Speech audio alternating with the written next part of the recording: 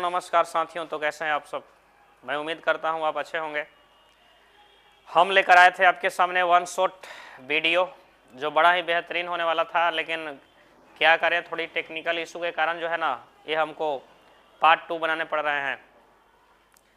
याद रखिए, चैप्टर 1 से लेकर 16 तक टोटल जो भी इम्पोर्टेंट टॉपिक है उस टॉपिक से हमने क्वेश्चन को जो है कवर किए थे, निकाले थे उस क्वेश्चन को। तो हम इससे प्रीवियस वीडियो में यानी पार्ट 1 में क्वेश्चन 1 से लेकर 33 तक देख लिए थे। यहाँ क्वेश्चन हम 34 से बात करेंगे आगे तक। चलिए तो स्टार्ट करते हैं, फिर देखते हैं क्वेश्चन किस प्रकार से मिलने वाला है।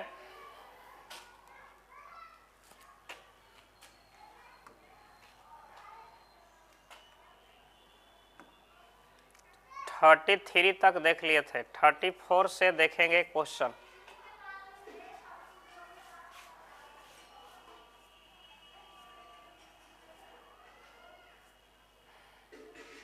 चलिए देखिए, यहाँ तक क्वेश्चन देख लिए थे। भारत में जनसंख्या नियंत्रण के लिए सबसे पहले सरकारी कार्यक्रम, तो याद रखिएगा 1951 में चलाई गई थी परिवार नियोजन, बता दिए हैं। इसके प्रीवियस वीडियो में देख लीजिएगा, पार्ट 1 में। थंबनेल सेम है दोनों का। बात करते हैं आगे। सवाल है 34 सवाल है आपके सामने। और सवाल देखिए क्या है। 34 सवाल है कि एक आदर्श गर्भ निरोधक यानी कि कॉन्ट्रासेप्टिक का गुण होना चाहिए। क्या होना चाहिए? एक आदर्श गर्भ निरोधक का गुण का होना चाहिए। तो उपयोगकर्ता के लिए आसान, चलिए होगा, बहुत अच्छा आसानी से उपलब्ध कराना चाहिए, बहुत बढ़िया। कम दुष्प्रभाव वाला, अच्छा होना चाहिए। तो option D is the right answer हो जाएगा, उपरोक्त सभी। अगले सवाल की तरफ बढ़ जाते हैं। अगले सवाल है 35 सवाल की तरफ बढ़ जाते हैं। थोड़ा सा स्पीड चलेंगे हम लोग और 35 सवाल की तरफ बढ़ते हैं। 35 सवाल देखिए आपके सामने का है। 35 सवाल है कि निम्नलिखित में से कौन सी अवरोधक विधि यानी कि बैरियर मेथड का उदाहरण है। तो बैरियर मेथड का उदाहरण कौन सा हो सकता है, बता सकते हैं आप, बताइएगा। 35 का याद रखिएगा कौन सा हो सकता है। तो बैरियर के लिए बात करें अगर, तो इसमें निरोध हो जाएगा condom, option B is the right answer हो जाएगा। अगला सवाल है 36 है कि कॉपर टी का मुख्य कार्य क्या है। तो कॉपर टी का मुख्य कार्य क्या है, याद रखिएगा। कॉपर टी का मुख्य कार्य, कॉपर टी जो याद रखिएगा धातु या प्लास्टिक की बनी हुई न टी आकार की उपकरण है जिसके ऊपर कॉपर की तार लपटी हुई रहती है। और याद रखिएगा अंडोत्सर्ग को रोकना या शुक्राणु की निषेचन क्षमता को कम करना या युग्मनज के विकास को रोकना या मासिक धर्म को नियमित करना। तो शुक्राणु की निषेचन क्षमता को कम करने का काम करता है ये 36। चलिए आगे के बारे में बात करते हैं। 37 की तरफ बढ़ जाते हैं। फिर 37 की तरफ बढ़ जाते हैं और 37 याद रखिएगा क्या होगा। 37 सहेली नामक गर्भ निरोधक गोली किस प्रकार काम करती है। तो सहेली नामक याद रखिएगा किस प्रकार काम करती है। यह प्रोजेस्टेरोन हार्मोन युक्त करती है या दैनिक गोली है। तो सहेली तो दैनिक गोली हो नहीं सकती है, तो साप्ताहिक गोली है। यह गैर एस्टेरॉयडल है यानी कि नॉन एस्टेरॉयड, या यह मासिक रूप से ली जाती है। तो याद रखिएगा यह गैर एस्टेरॉयडल है, option C is the right answer हो जाएगा 37 का। आगे की तरफ बढ़ जाते हैं। अगला है सवाल नंबर, अगला है 38 याद रखिएगा। 38 सवाल की तरफ बढ़ जाते हैं।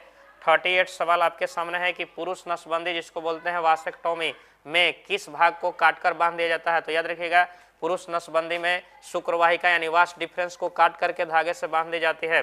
अगला है सवाल नंबर 39 है कि चिकित्सीय सगर्भता समापन जिसको बोलते हैं medical termination of pregnancy MTP को कानूनी रूप से गर्भधारण के कितने सप्ताह तक सुरक्षित माना जाता है। तो आपको हमने प्रीवियस वीडियो में भी इस बात को बताया था, याद रखिएगा एमटीपी कराया जाता है 12 सप्ताह यानी कि पहली तिमाही।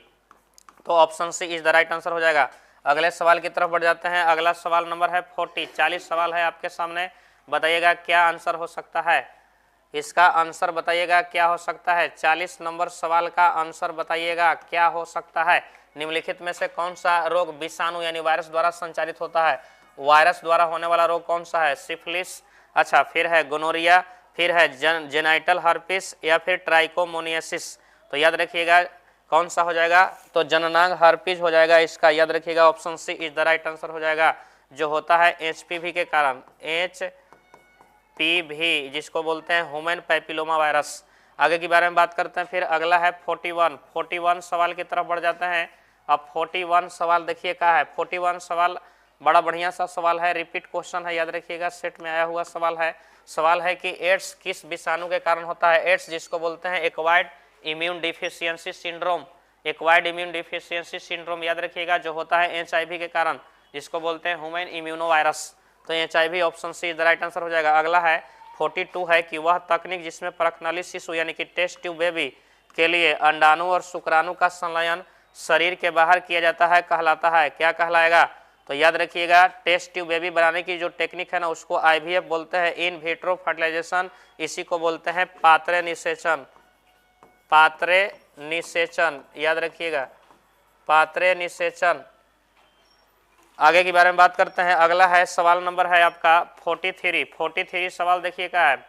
43 सवाल बहुत ही बेहतरीन सवाल है, ये भी रिपीट क्वेश्चन है और बताइएगा आंसर क्या होगा। ZIFT का पूर्ण रूप क्या होगा, माने full form of ZIFT, ZIFT बताइएगा क्या हो सकता है। जाइगोट इंट्रा फैलोपियन ट्रांसफर या युग्मनज अंतः डिंबवाहिनी स्थानांतरण, जाइगोट इंट्रा फैलोपियन ट्रांसफर या फिर जाइगोट इंट्रा यूटेराइन ट्रांसफर या जाइगोट इन विट्रो फर्टिलाइजेशन, या क्या आंसर हो सकता है। जाइगोट इंट्रा फैलोपियन ट्रांसफर, यानी कि जाइगोट का मतलब है युग्मनज, इंट्रा माने अंतः डिंबवाहिनी यानी फैलोपियन और ट्रांसफर यानी स्थानांतरण, तो option B is the right answer हो जाएगा।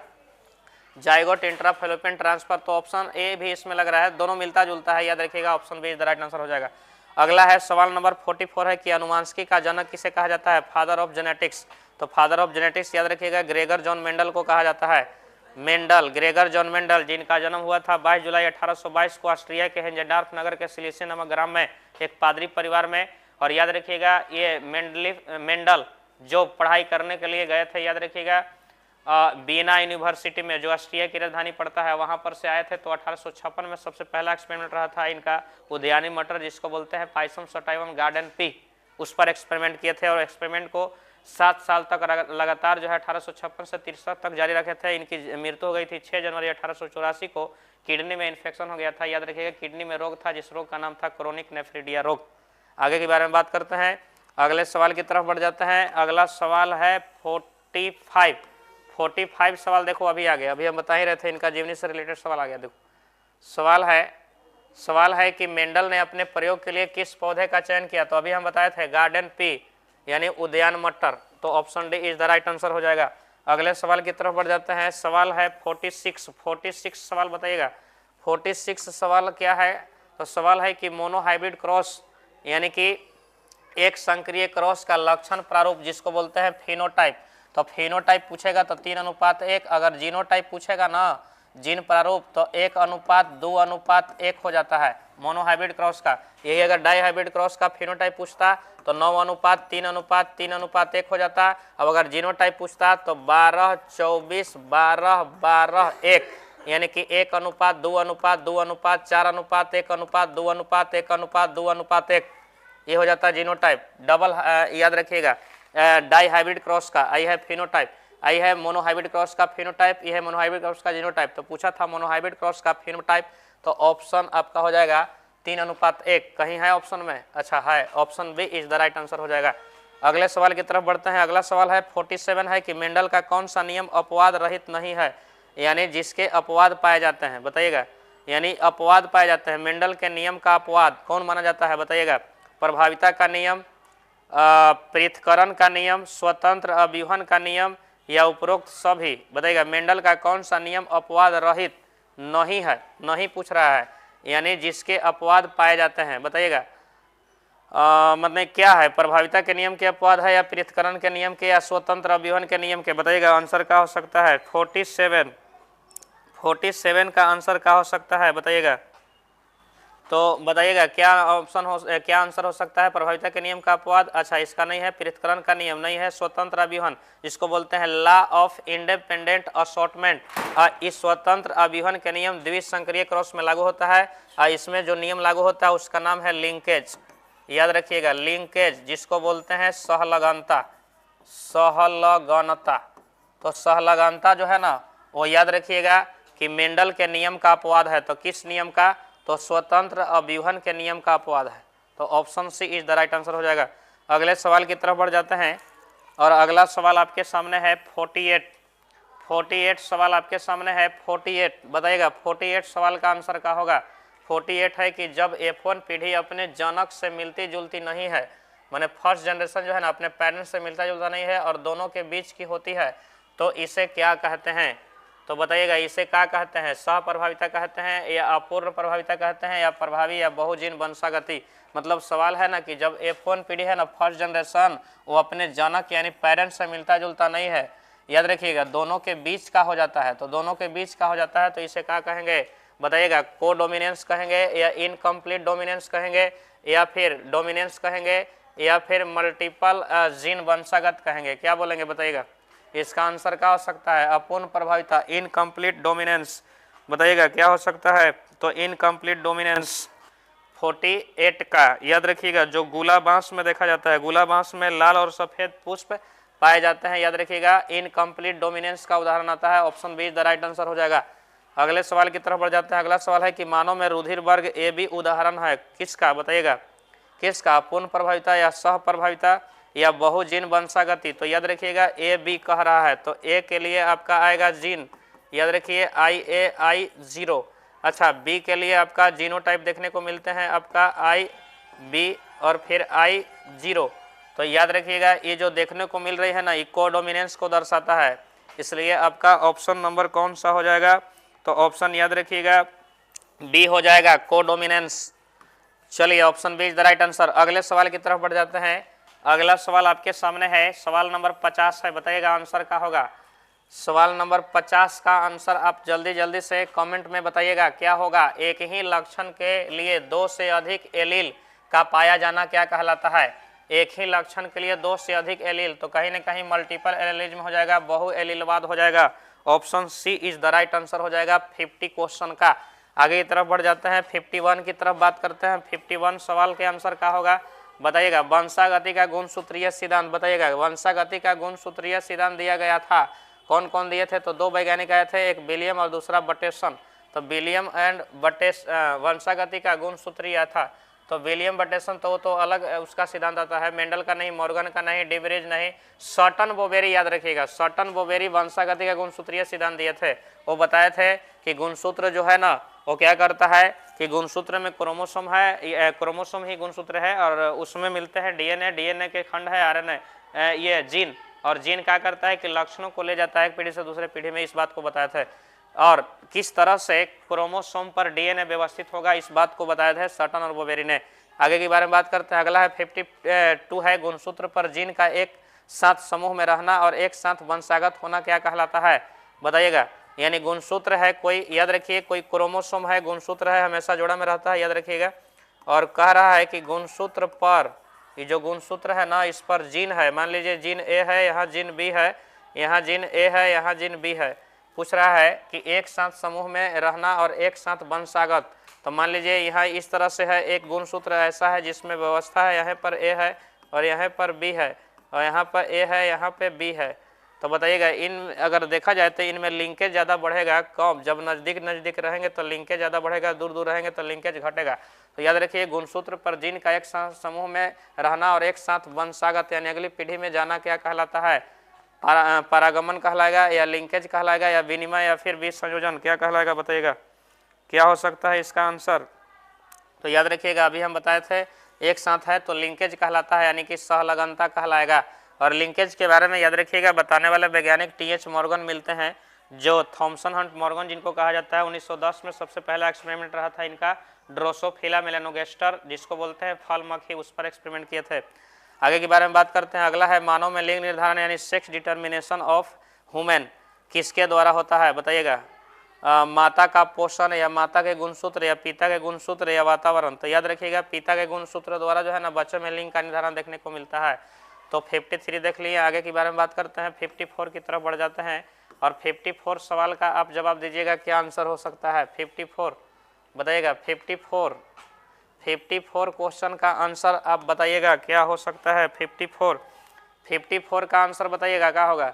54 है कि निम्नलिखित में से कौन सा अलिंग गुणसूत्री अप्रभावी विकार यानी ऑटोजोमल रिसेसिव डिसऑर्डर है। तो ऑटोजोमल रिसेसिव डिजॉर्डर के बारे में अगर हम बात करें तो हीमोफीलिया ही नहीं होगा। सिकल सेल एनीमिया जिसको बोलते हैं दात्र कोशिका अरागता, कलर ब्लाइंडनेस और क्लाइनफेल्टर सिंड्रोम, तो sickle cell anaemia option B is the right answer हो जाएगा। याद रखिएगा ऑटोजोमल रिसेसिव डिजॉर्डर का एग्जाम्पल आता है सिकल सेल एनीमिया, जरा बोलते हैं रक्त अल्पता, जरा में आरबीसी के आकार जो है ना हंसुआ की तरह हो जाता है। आगे के बारे में बात करते हैं। अगला है डाउन सिंड्रोम किस गुणसूत्र की ट्राइसोमी के कारण हो जाता है। याद रखिएगा down syndrome, Patau syndrome, Klinefelter syndrome, Turner syndrome, ये जितने तरह के सिंड्रोम है ना सब म्यूटेशन का टाइप्स में आता है, याद रखिएगा। और ये डाउन सिंड्रोम होने के लिए अगर बात करें तो 21वां गुणसूत्र में अगर किसी तरह की कोई दिक्कत वाली अगर समस्या देखी जाएगी ना तो उसी को कहते हैं डाउन सिंड्रोम। तो याद रखिएगा option C is the right answer हो जाएगा। अगला है एक न्यूक्लियोटाइड में कौन कौन से घटक होते हैं। तो याद रखिएगा न्यूक्लियोटाइड जब बहुत सारा मिलता है तो कहलाता है polynucleotide. A polynucleotide structure that are known as nucleic acid, और वही न्यूक्लिक एसिड है 2 टाइप्स का डीएनए और आरएनए। तो याद रखिएगा डीएनए आरएनए में न्यूक्लियोटाइड बहुत अधिक मात्रा में मिलते हैं। तो न्यूक्लियोटाइड में क्या क्या है, तो न्यूक्लियोटाइड में 3 चीज होता है, याद रखिएगा कौन कौन होगा, तो शर्करा होगा, नाइट्रोजनी क्षार और फॉस्फेट समूह। तो option D is the right answer हो जाएगा। शर्करा कौन सा, तो पेंटोज शर्करा जिसका फॉर्मूला होता है C5H10O5, याद रखिएगा, और डीएनए में वही O4 हो जाता है।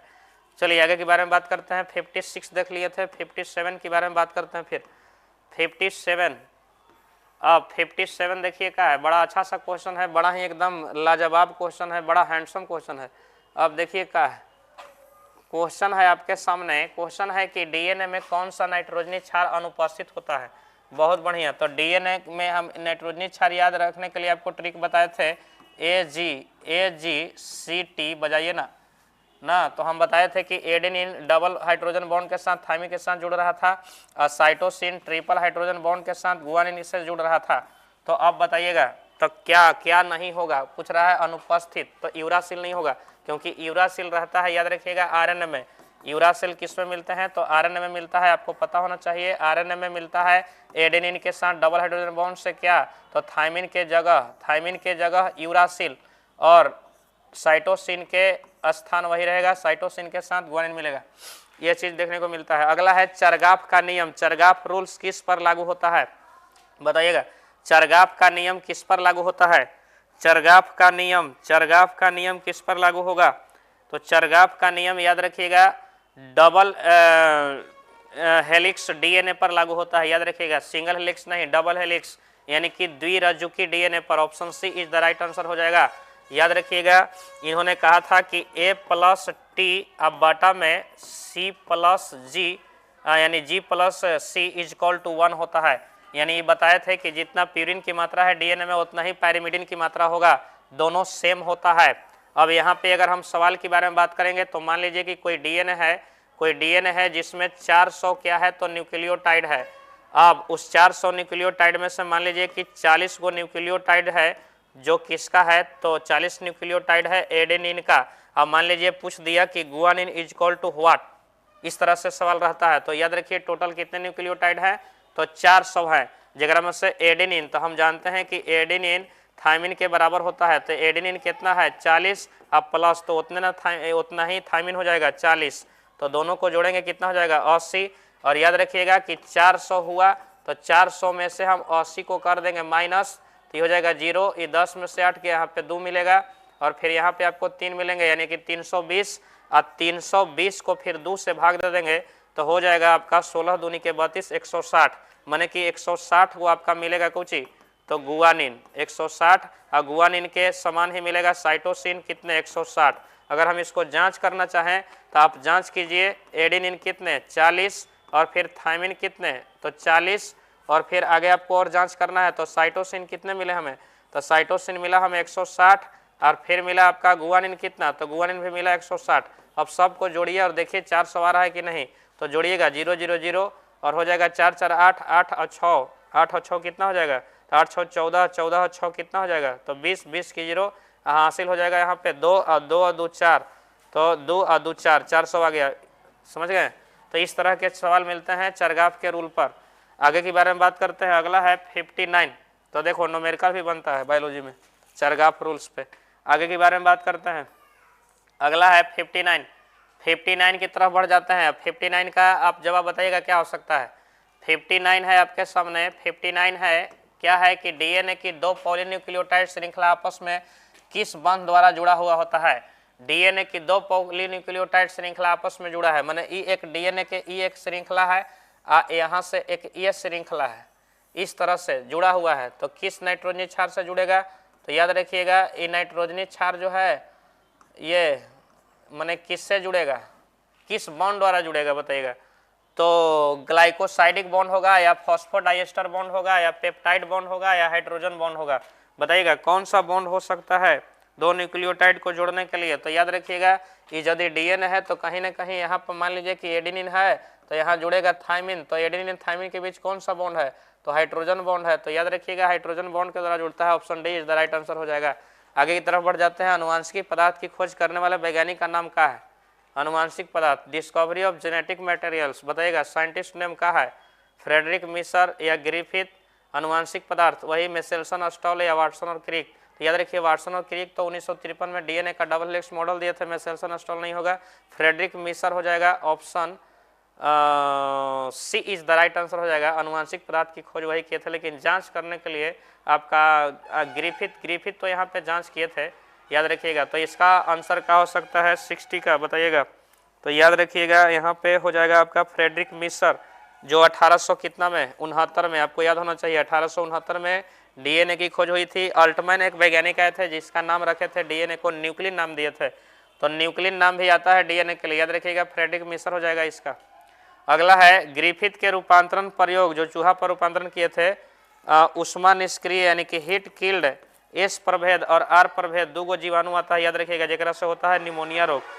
तो कहता है कि ग्रिफिथ के रूपांतरित प्रयोग में उष्मा निष्क्रिय एस प्रभेद के साथ अगर आर प्रभेद जोड़ा जाए तो चूहों में क्या प्रभाव देखा जाता है, तो चूहे मर गए थे, तो option C is the right answer हो जाएगा। चूहा मर सकता है इस कंडीशंस में, तो ऑप्शन सी हो जाएगा। अगला है 61 देख लिए थे, 62 की तरफ बात करते हैं फिर। अब 62 बताइएगा क्या हो सकता है। 62 है कि डीएनए प्रतिकृति की विधि है, डीएनए रेप्लिकेशन, याद रखिएगा एक डीएनए से उसी के समान दो नए डीएनए का बनना कहलाता है डीएनए रेप्लिकेशन, हिंदी में कहते हैं डीएनए प्रतिकृति। तो बताइएगा ये कौन सा प्रक्रिया है, तो डीएनए प्रतिकृति सेमी कंजर्वेटिव मेथड है, अर्ध संरक्षी विधि है। कौन सा विधि है, तो अर्ध संरक्षी विधि। तो याद रखिएगा प्रतिकृति अर्ध संरक्षी, option C is the right answer हो जाएगा, सेमी कंजर्वेटिव मेथड हो जाएगा। चलिए आगे के बारे में बात करते हैं। याद रखिए क्वेश्चन है 63, डीएनए प्रतिकृति के दौरान ओकाजाकी खंड यानी ओकाजाकी फ्रैगमेंट किस रज्जुक पर बनते हैं। तो ये मान लीजिए कि हमारा डीएनए है जो काफ़ी पहले का डीएनए था, इस तरह से ये डीएनए है, यहाँ से एक खंड बनाया, ये है आपका 5' से, ये 3' में, और यहाँ पे है 3' और ये है 5', एंटी पैरेलल होता है, आपको पता होना चाहिए। और यहाँ से हाइड्रोजन बॉन्ड द्वारा ये बंधा हुआ है और इतना यहाँ खुला हुआ है, यहाँ पे एंजाइम आ पहुँचा है, इसको तोड़ते हुए जा रहा है इस बॉन्ड को आगे की तरफ, तब खुलेगा। अब ये जो चैन है यहाँ पे कंटिन्यूअस बनते हैं और इस चैन को कंटिन्यूअस चैन भी बोला जाता है, इसको बोलते हैं कोडिंग स्ट्रैंड, समझिएगा, इसको बोलते हैं नॉन कोडिंग स्ट्रैंड। यहाँ कंटिन्यूअस नहीं बनता है, इस पर डीएनए टूटी फूटी संरचना बनता है, एकरे बोलते हैं ओकाजाकी फ्रैगमेंट। और इसी टूटी फूटी संरचना को डीएनए, याद रखिएगा, लाइगेज एंजाइम इसको बढ़िया तरीके से जोड़ देता है और कंप्लीट तरीके से बन जाता है। तो ऊपर में देखने को मिलता है आपका कौन सा, तो लीडिंग स्ट्रैंड, यहाँ मिलता है आपका लीडिंग और यहाँ मिलता है लीगिंग। तो लीगिंग स्ट्रैंड है नीचे की तरफ, एकरे पर बनते हैं आपका कुछ ओकाजाकी खंड, तो लीगिंग है, लीगिंग, हाँ लीगिंग स्ट्रैंड जेकरा बोलते हैं पक्षगामी रज्जुक, तो option C is the right answer हो जाएगा। अगला सवाल है 64 है कि डीएनए से आरएनए बनने की प्रक्रिया को क्या कहते हैं। तो याद रखिएगा डीएनए से अगर डीएनए बने, देखिएगा यहाँ पे बताते हैं, यहाँ से सवाल बहुत आता है, याद रखिएगा यहाँ पे सवाल इस तरह से पूछता है, देखिए सवाल यहाँ पे 3-4 सवाल बन जाते हैं, समझिएगा। सवाल इस तरह से बनता है आपका कि अगर डीएनए है उस डीएनए से अगर डीएनए ही बने तो डीएनए से डीएनए बनता है तो कहते हैं रेप्लिकेशन, डीएनए से डीएनए बनेगा तो बोलेंगे रेप्लिकेशन, एकरा बोलते हैं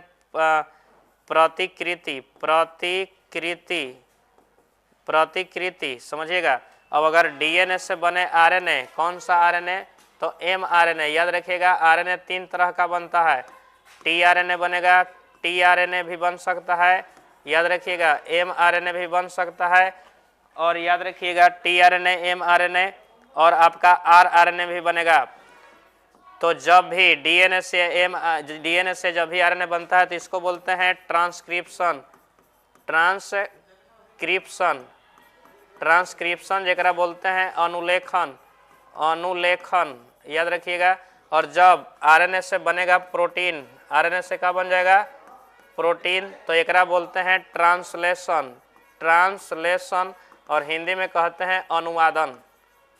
तो याद रखिएगा जब डीएनए से डीएनए बनेगा तो रेप्लिकेशन, और जब डीएनए से आरएनए बनेगा तो ट्रांसक्रिप्शन, और जब आरएनए से प्रोटीन बनता है तो ट्रांसलेशन। तो सवाल आपका है कि डीएनए से एमआरएनए बनने की प्रक्रिया को क्या कहते हैं? तो अभी मैंने आपसे कहा कि डीएनए से आरएनए जब बन रहा है तो कहलाएगा ट्रांसक्रिप्शन यानी अनुलेखन। तो अनुलेखन है, option C is the right answer हो जाएगा 64 क्वेश्चन का। आगे के बारे में बात करते हैं, फिर अगले सवाल की तरफ बढ़ जाते हैं। और अगला सवाल आपके सामने है 65 है कि आनुवांशिक कोड जिसको बोलते हैं जेनेटिक कोड में एक कोडॉन कितने न्यूक्लियोटाइड का बना होता है?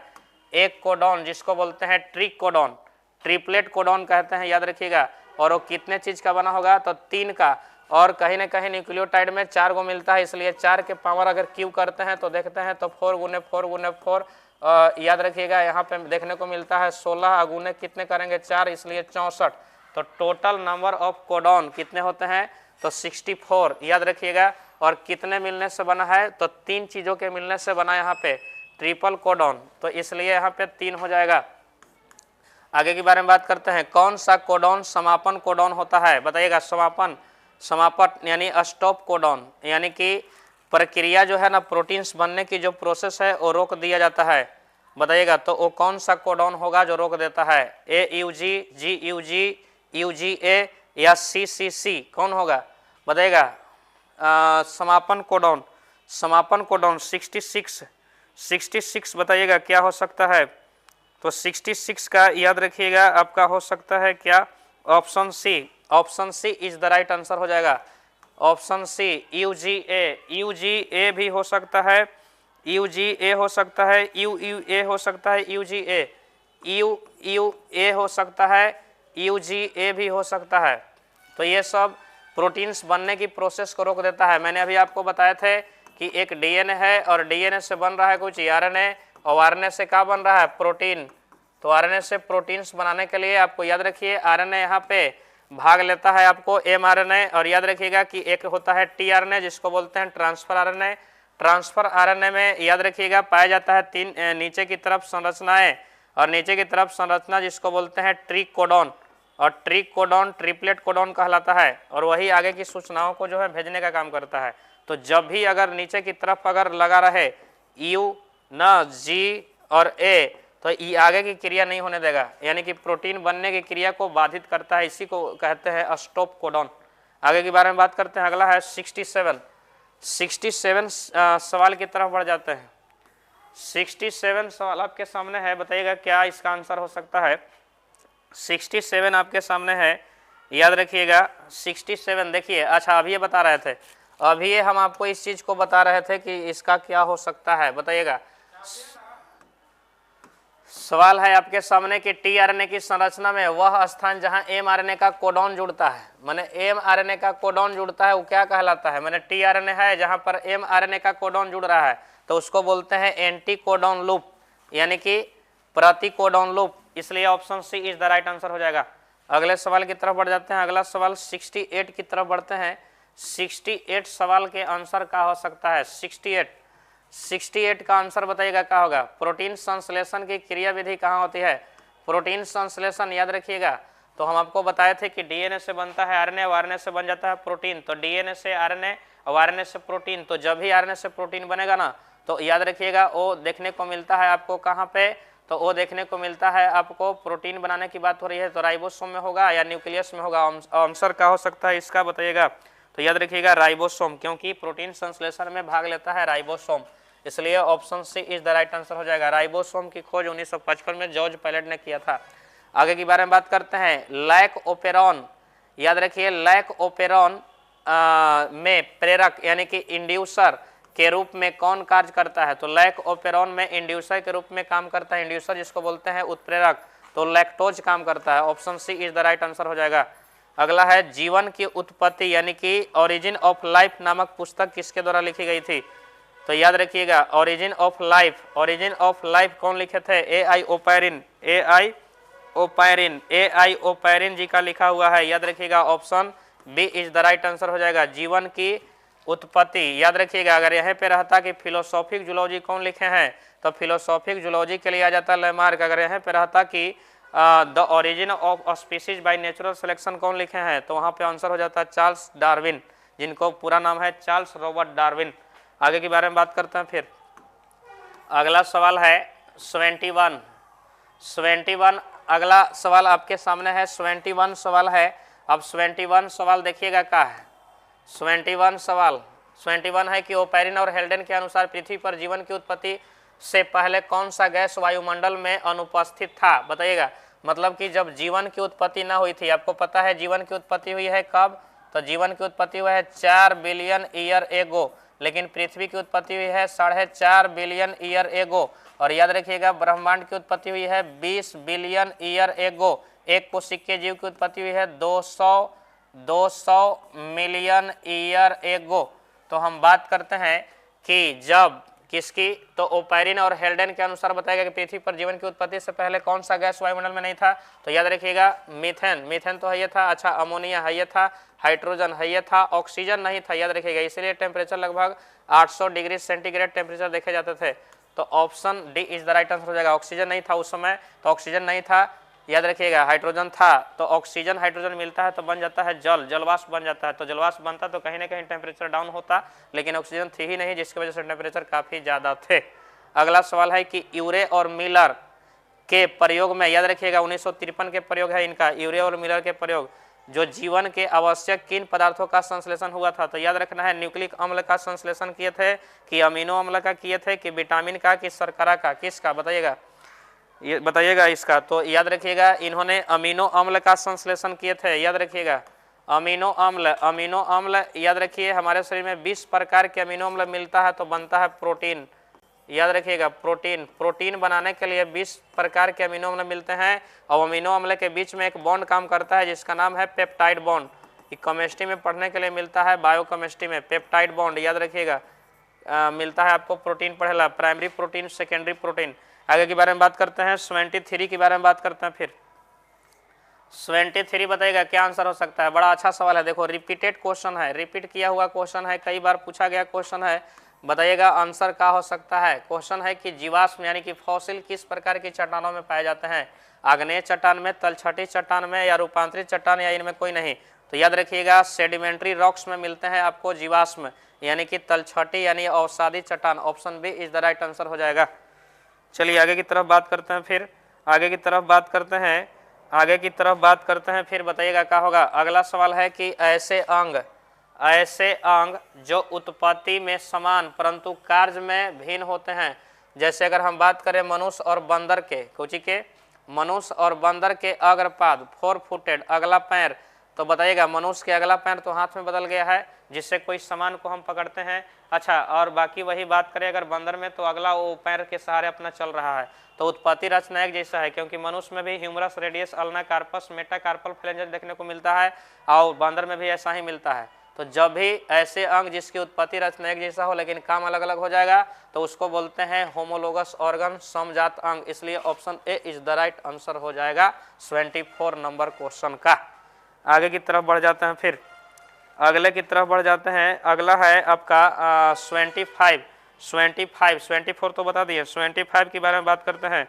अब 20 कितना है 5, पक्षी के पंख और कीट के पंख। तो याद रखिएगा पक्षी और कीट के पंख के बनावट अगर बात करें तो अलग अलग है, लेकिन दोनों के काम एक ही है, दोनों का काम है कुछ ही करना, उड़ना।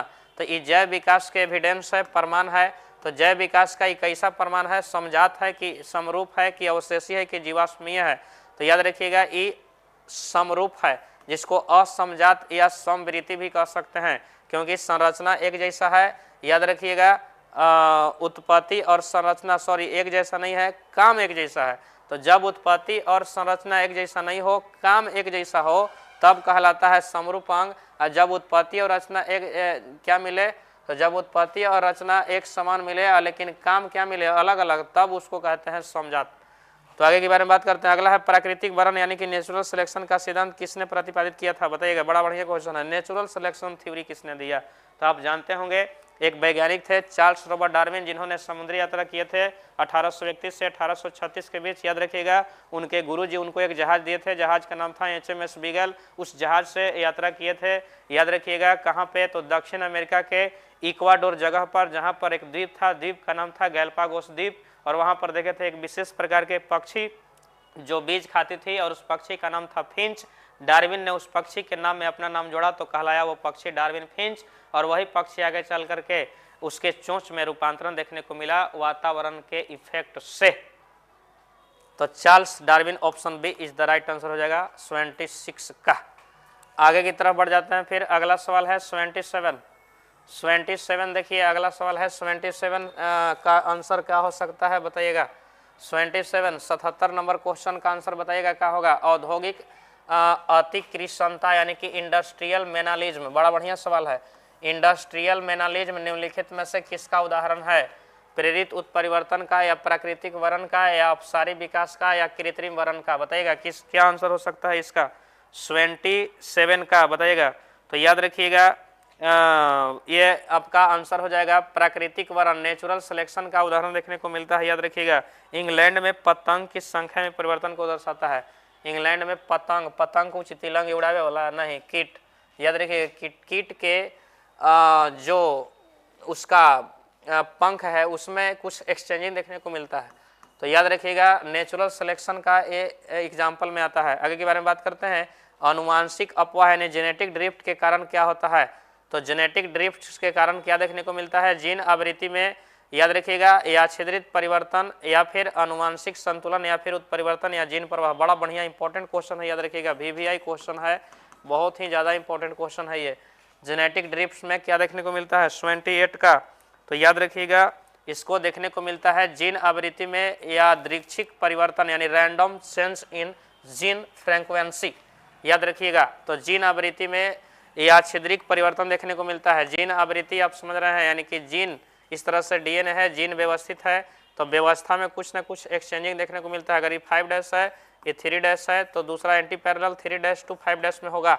और याद रखिए यहाँ अगर एडेनिन है और यहाँ अगर थाइमिन है, अगर यहाँ साइटोसिन है और यहाँ अगर गुआनिन है तो इस स्थान में अगर चेंजिंग मान लीजिए देखने को मिलेगा तो इसी को बोलते हैं जीन आवृत्ति में एक्सचेंजिंग। मान लीजिए कि यहाँ पर साइटोसिन के जगह कट के चला या एडेनिन और यहाँ पर एडेनिन के जगह मान लीजिए साइटोसिन चला गया, तो इस तरह की चीज़ देखने को मिलते हैं। तो ऐसे होने से म्यूटेशन होता है। आगे के बारे में बात करते हैं। अगला है 29 बताइएगा क्या होगा। बड़ा बढ़िया सवाल है। 29 सवाल आपके सामने है। 29 है कि किसी आबादी के जीन पूल, किसी आबादी के कुछ जीन पूल न में कुल जीन और उनके अलील का योग क्या कहलाता है। याद रखिएगा अलील जानते हैं ना, जीन के वैकल्पिक रूप को एलील कहते हैं। तो कुल जीन और उनके एलील के क्या कहते हैं, जीन अपवाह कहेंगे या जीन उत्परिवर्तन या जीन आवृत्ति या जीन पूल, क्या कह सकते हैं बताइएगा। इसका आंसर क्या हो जाएगा, तो याद रखिएगा जीन आवृत्ति होगा, जीन फ्रीक्वेंसी। तो जीन आवृत्ति है, option number C is the right answer हो जाएगा। आंसर दीजिए जल्दी जल्दी से सभी बच्चे एकदम। आगे के बारे में बात करते हैं। अगला है कि आधुनिक मानव का वैज्ञानिक नाम क्या है, तो बड़ा इजी क्वेश्चन है। आधुनिक मानव मॉडर्न ह्यूमन, याद रखिएगा होमो सेपियंस, तो option A is the right answer हो जाएगा। अगला है 81 नंबर क्वेश्चन है कि मानव के विकास में सबसे पहला वह पूर्वज जिसने आग का प्रयोग करना शुरू किया था। याद रखिएगा यानी मानव की जब विकास हुई ना तो उसमें प्रारंभिक मानव वो कौन था जो सबसे पहले आग का विकास किया था। याद रखिएगा तो आग के विकास करने वाला कौन था बताइएगा। तो आग के विकास करने वाला याद रखिएगा होमो इरेक्टस था। Homo erectus, option A is the right answer हो जाएगा। पहली मानव, यही आदि मानव जिन्होंने आग का विकास किया था। आगे के बारे में बात करते हैं। अगले सवाल की तरफ बढ़ जाते हैं। अगला सवाल देखिएगा है कि टाइफाइड, जिसका बोलते हैं आंत बुखार। टाइफाइड पता है ना, गंदा जल पीजिएगा तो आपके अंदर बैक्टीरिया चली जाएगी। बैक्टीरिया का नाम होता है साल्मोनेला टाइफी बैक्टीरिया। तो साल्मोनेला टाइफी बैक्टीरिया के कारण होता है टाइफाइड बुखार। टाइफाइड के लिए जांच करते हैं, याद रखिएगा, लिख लीजिएगा कॉपी में, बिडाल टेस्ट से टाइफाइड की जांच होती है। याद रखिएगा बिडाल टेस्ट टाइफाइड टाइफाइड में होता क्या है कि आपका जो स्मॉल इंटेस्टाइन है, छोटी आंत है ना, वो बहुत ज़्यादा इफेक्टेबल हो जाता है। किसके कारण? तो बैक्टीरिया की वजह से। बैक्टीरिया का नाम है Salmonella typhi bacteria. Option B is the right answer हो जाएगा। अगला सवाल है कि निमोनिया में शरीर का कौन सा अंग प्रभावित होता है? निमोनिया जिसको बोलते हैं, याद रखिएगा, निमोनिया दो तरह से देखने को मिलता है, एक ब्रोंको निमोनिया, एक प्लूरो निमोनिया देखने को मिलता है। तो छोटा बच्चा में निमोनिया बहुत ज़्यादा प्रभावित करता है। याद रखिएगा, फेफड़े से संबंधित ये रोग है, यानी कि फेफड़े के वायु कोष में, याद रखिएगा, तरल द्रव भर जाता है। तो option C is the right answer हो जाएगा। अगला है सवाल नंबर कितना? तो सवाल नंबर ये 8 नंबर चैप्टर से सवाल है, याद रखिएगा, ह्यूमन हेल्थ एंड डिजीज से आगे के बारे में बात करते हैं। अगला है सवाल नंबर 84 है। 84 सवाल देखिएगा, बड़ा सुंदर और बेहतरीन सवाल है। बताइएगा क्या आंसर हो सकता है, बता सकते हैं आप, बताइएगा। अगला सवाल है कि मलेरिया परजीवी प्लाज्मोडियम, बहुत बढ़िया, यानी प्लाज्मोडियम को मलेरिया परजीवी कहा जाता है, तो मानव शरीर में किस अवस्था में प्रवेश करता है? बताइएगा किस अवस्था में? स्पोरोजोइट के रूप में, या ट्रोफोजोइट के रूप में, या स्पोरोजोइट, या फिर मेरोजोइट, या फिर युग्मक, किस रूप में? बताइएगा। तो याद रखिएगा, मलेरिया के जीवन चक्र से रिलेटेड दो चीज होता है, एक मादा एनोफिलीज मच्छर होगा जो प्रथम पोषी है, और मनुष्य है जो द्वितीयक पोषी है। याद रखिए, गंदे जल में पाए जाते हैं मादा एनोफिलीज मच्छर, वहीं पर मिलता है प्लाज्मोडियम। और याद रखिएगा कि प्लाज्मोडियम को खा जाती है जब गंदा एनोफिलीज मच्छर, तो उसके लार में चला जाता है प्लाज्मोडियम, वहां पर करता है जनन, और उस जनन को क्या कहते हैं? तो उस जनन को, याद रखिएगा, अलैंगिक जनन कहते हैं। और वहां पर प्लाज्मोडियम के बहुत सारे जो है ना संतान बनते हैं, जिसको बोलते हैं स्पोरोजोइट, और वही स्पोरोजोइट मलेरिया में संक्रमण अवस्था का कारण बनता है, जिसके कारण होता क्या है कि वो मच्छर अगर मनुष्य को काटता है तो मनुष्य के अंदर चला जाता है प्लाज्मोडियम, और प्लाज्मोडियम प्रतिकूल परिस्थिति वहां पर पाता है, जिसकी वजह से अपने बॉडी के चारों ओर बनाता है एक प्रोटेक्टिव वाल, जिसका नाम है सिस्ट या पुटी।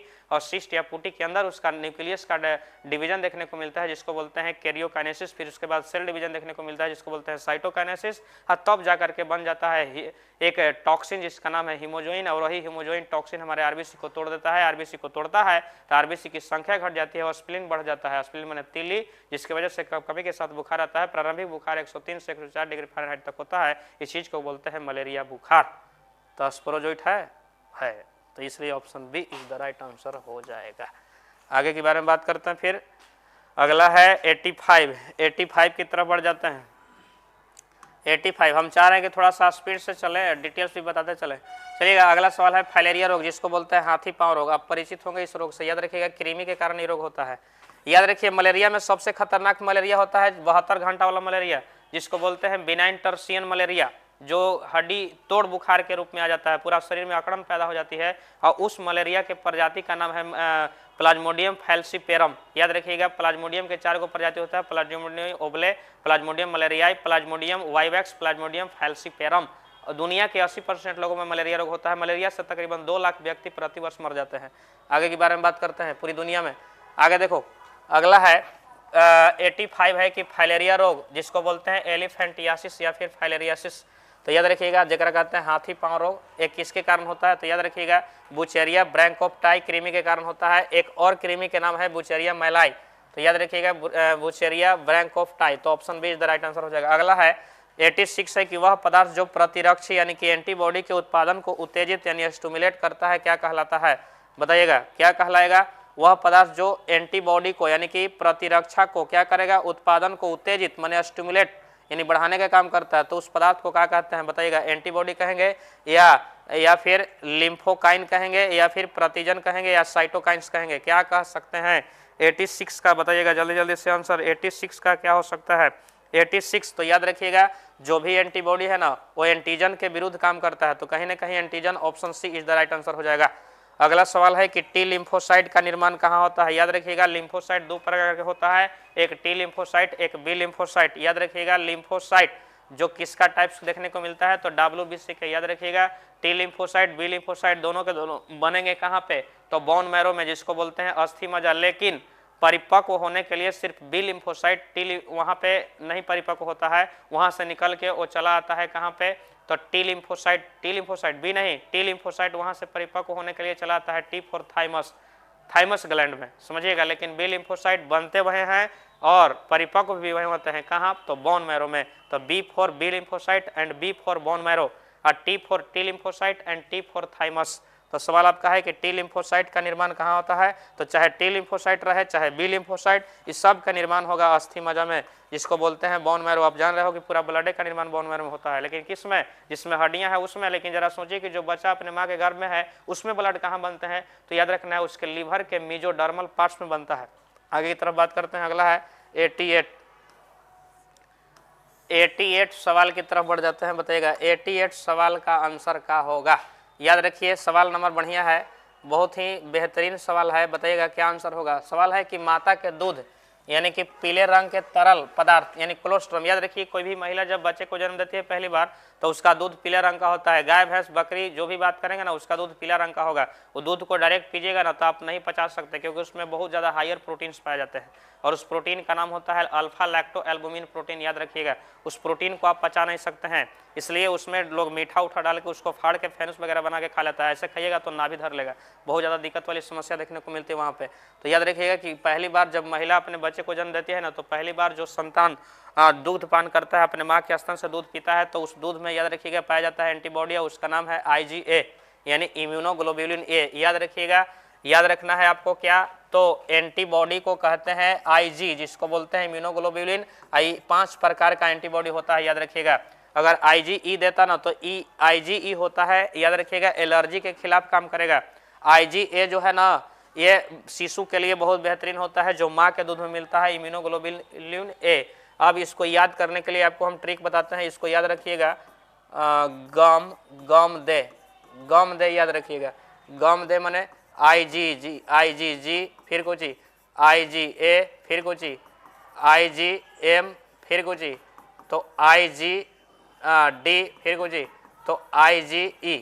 याद रखिएगा ये ट्रिक है, गम दे याद रखना है। तो इसमें टोटल एंटीबॉडी देखने को मिलता है, जेकरा में सबसे पावरफुल आता है IgA। कभी कभी सवाल यहाँ से बन जाते हैं IgE से, तो जब भी कहीं आप जाते हैं ना, कहीं फूल बागान में जाइएगा तो वहाँ पे कुछ ऐसे फूल से आपको मुलाकात होगी जो उसकी महक कुछ और दूसरे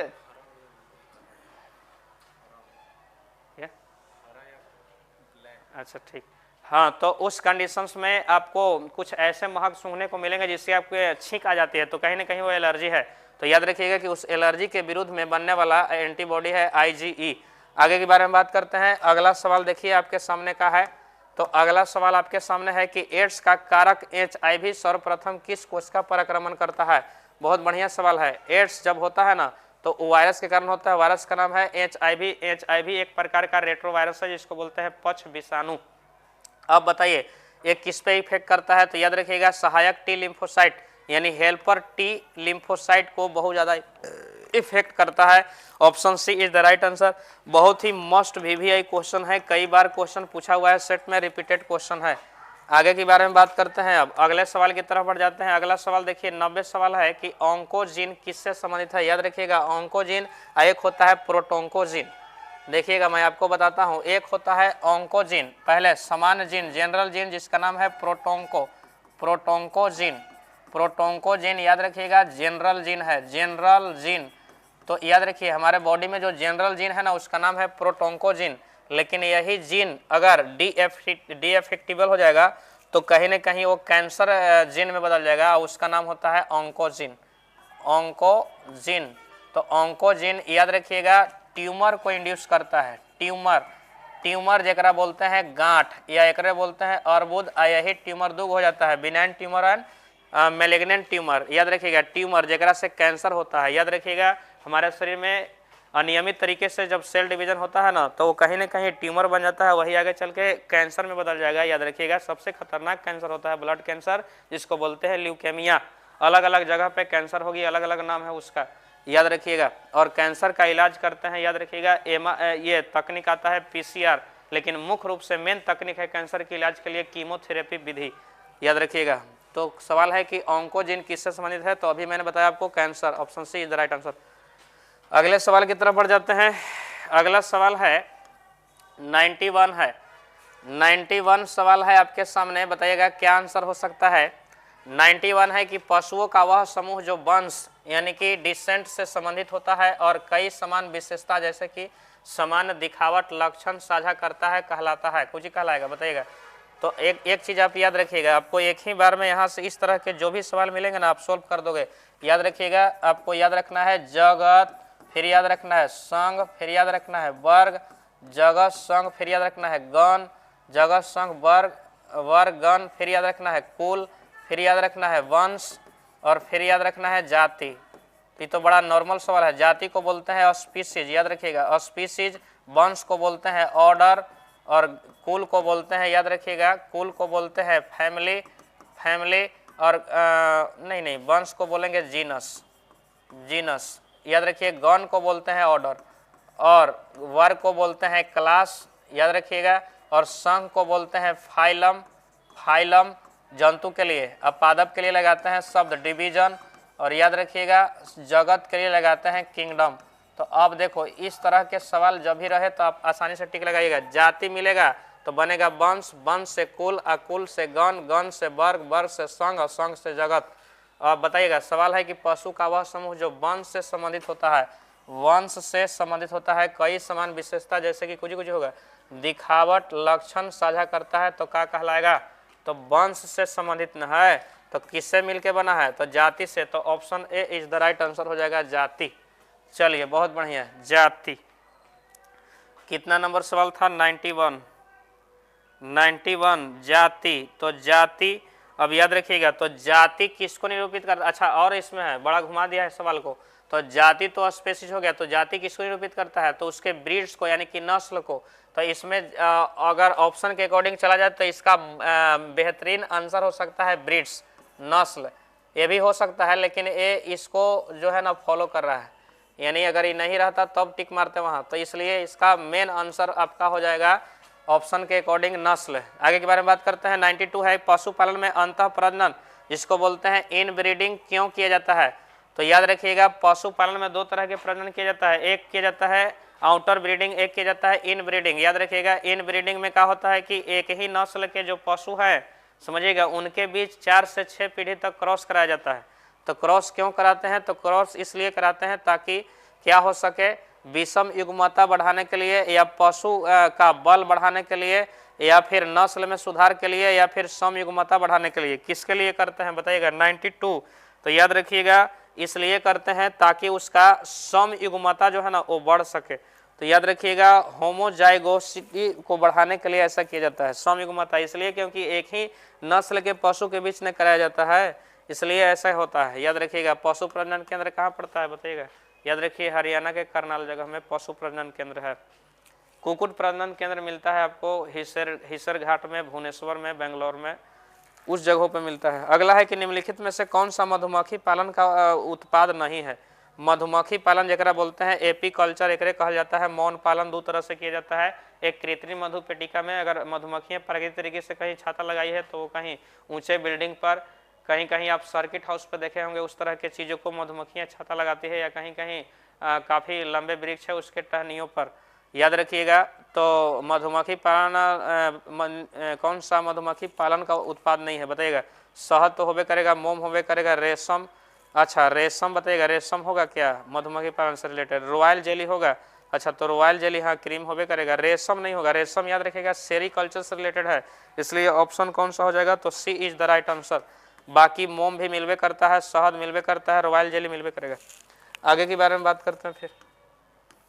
अगला है सवाल नंबर है 94, याद रखिएगा सोनालिका और कल्याण सोना, बड़ा बढ़िया सवाल है, ये पुराने सेट में सवाल आया करते थे। गेहूं की प्रजाति है, याद रखिएगा। विटामिन ए की मात्रा मिलता है इसमें बहुत ज़्यादा, विटामिन ए यानी बीटा कैरोटीन मिलता है, याद रखिएगा बीटा कैरोटीन मिलता है सोनालिका में, याद रखिएगा सोनालिका और कोची कल्याण सोना, सोनालिका और कल्याण सोना याद रखना है। बहुत ही बेहतरीन प्रजाति है किसका, तो गेहूं का, जो आया था हमारे इंडिया में, याद रखिएगा ग्रीन रेवोल्यूशन हरित क्रांति के समय। आगे के बारे में बात करते हैं, देखो अगला सवाल आएंगे 95 है हरित क्रांति मुख्य रूप से किससे संबंधित है बताइएगा, तो पशुपालन में सुधार या मत्स्य उत्पादन, फसल उत्पादन में अत्यधिक वृद्धि।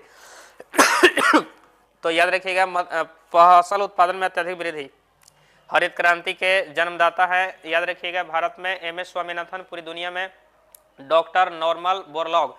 और याद रखना दूध उत्पादन में वृद्धि को कहते हैं श्वेत क्रांति, एक बोला जाता है ऑपरेशन फ्लड। तो आगे के बारे में बात करते हैं फिर, अगले सवाल की तरफ बढ़ जाते हैं। अगला सवाल है आपका 96 सवाल देखिए क्या है, बड़ा बढ़िया सा सवाल है।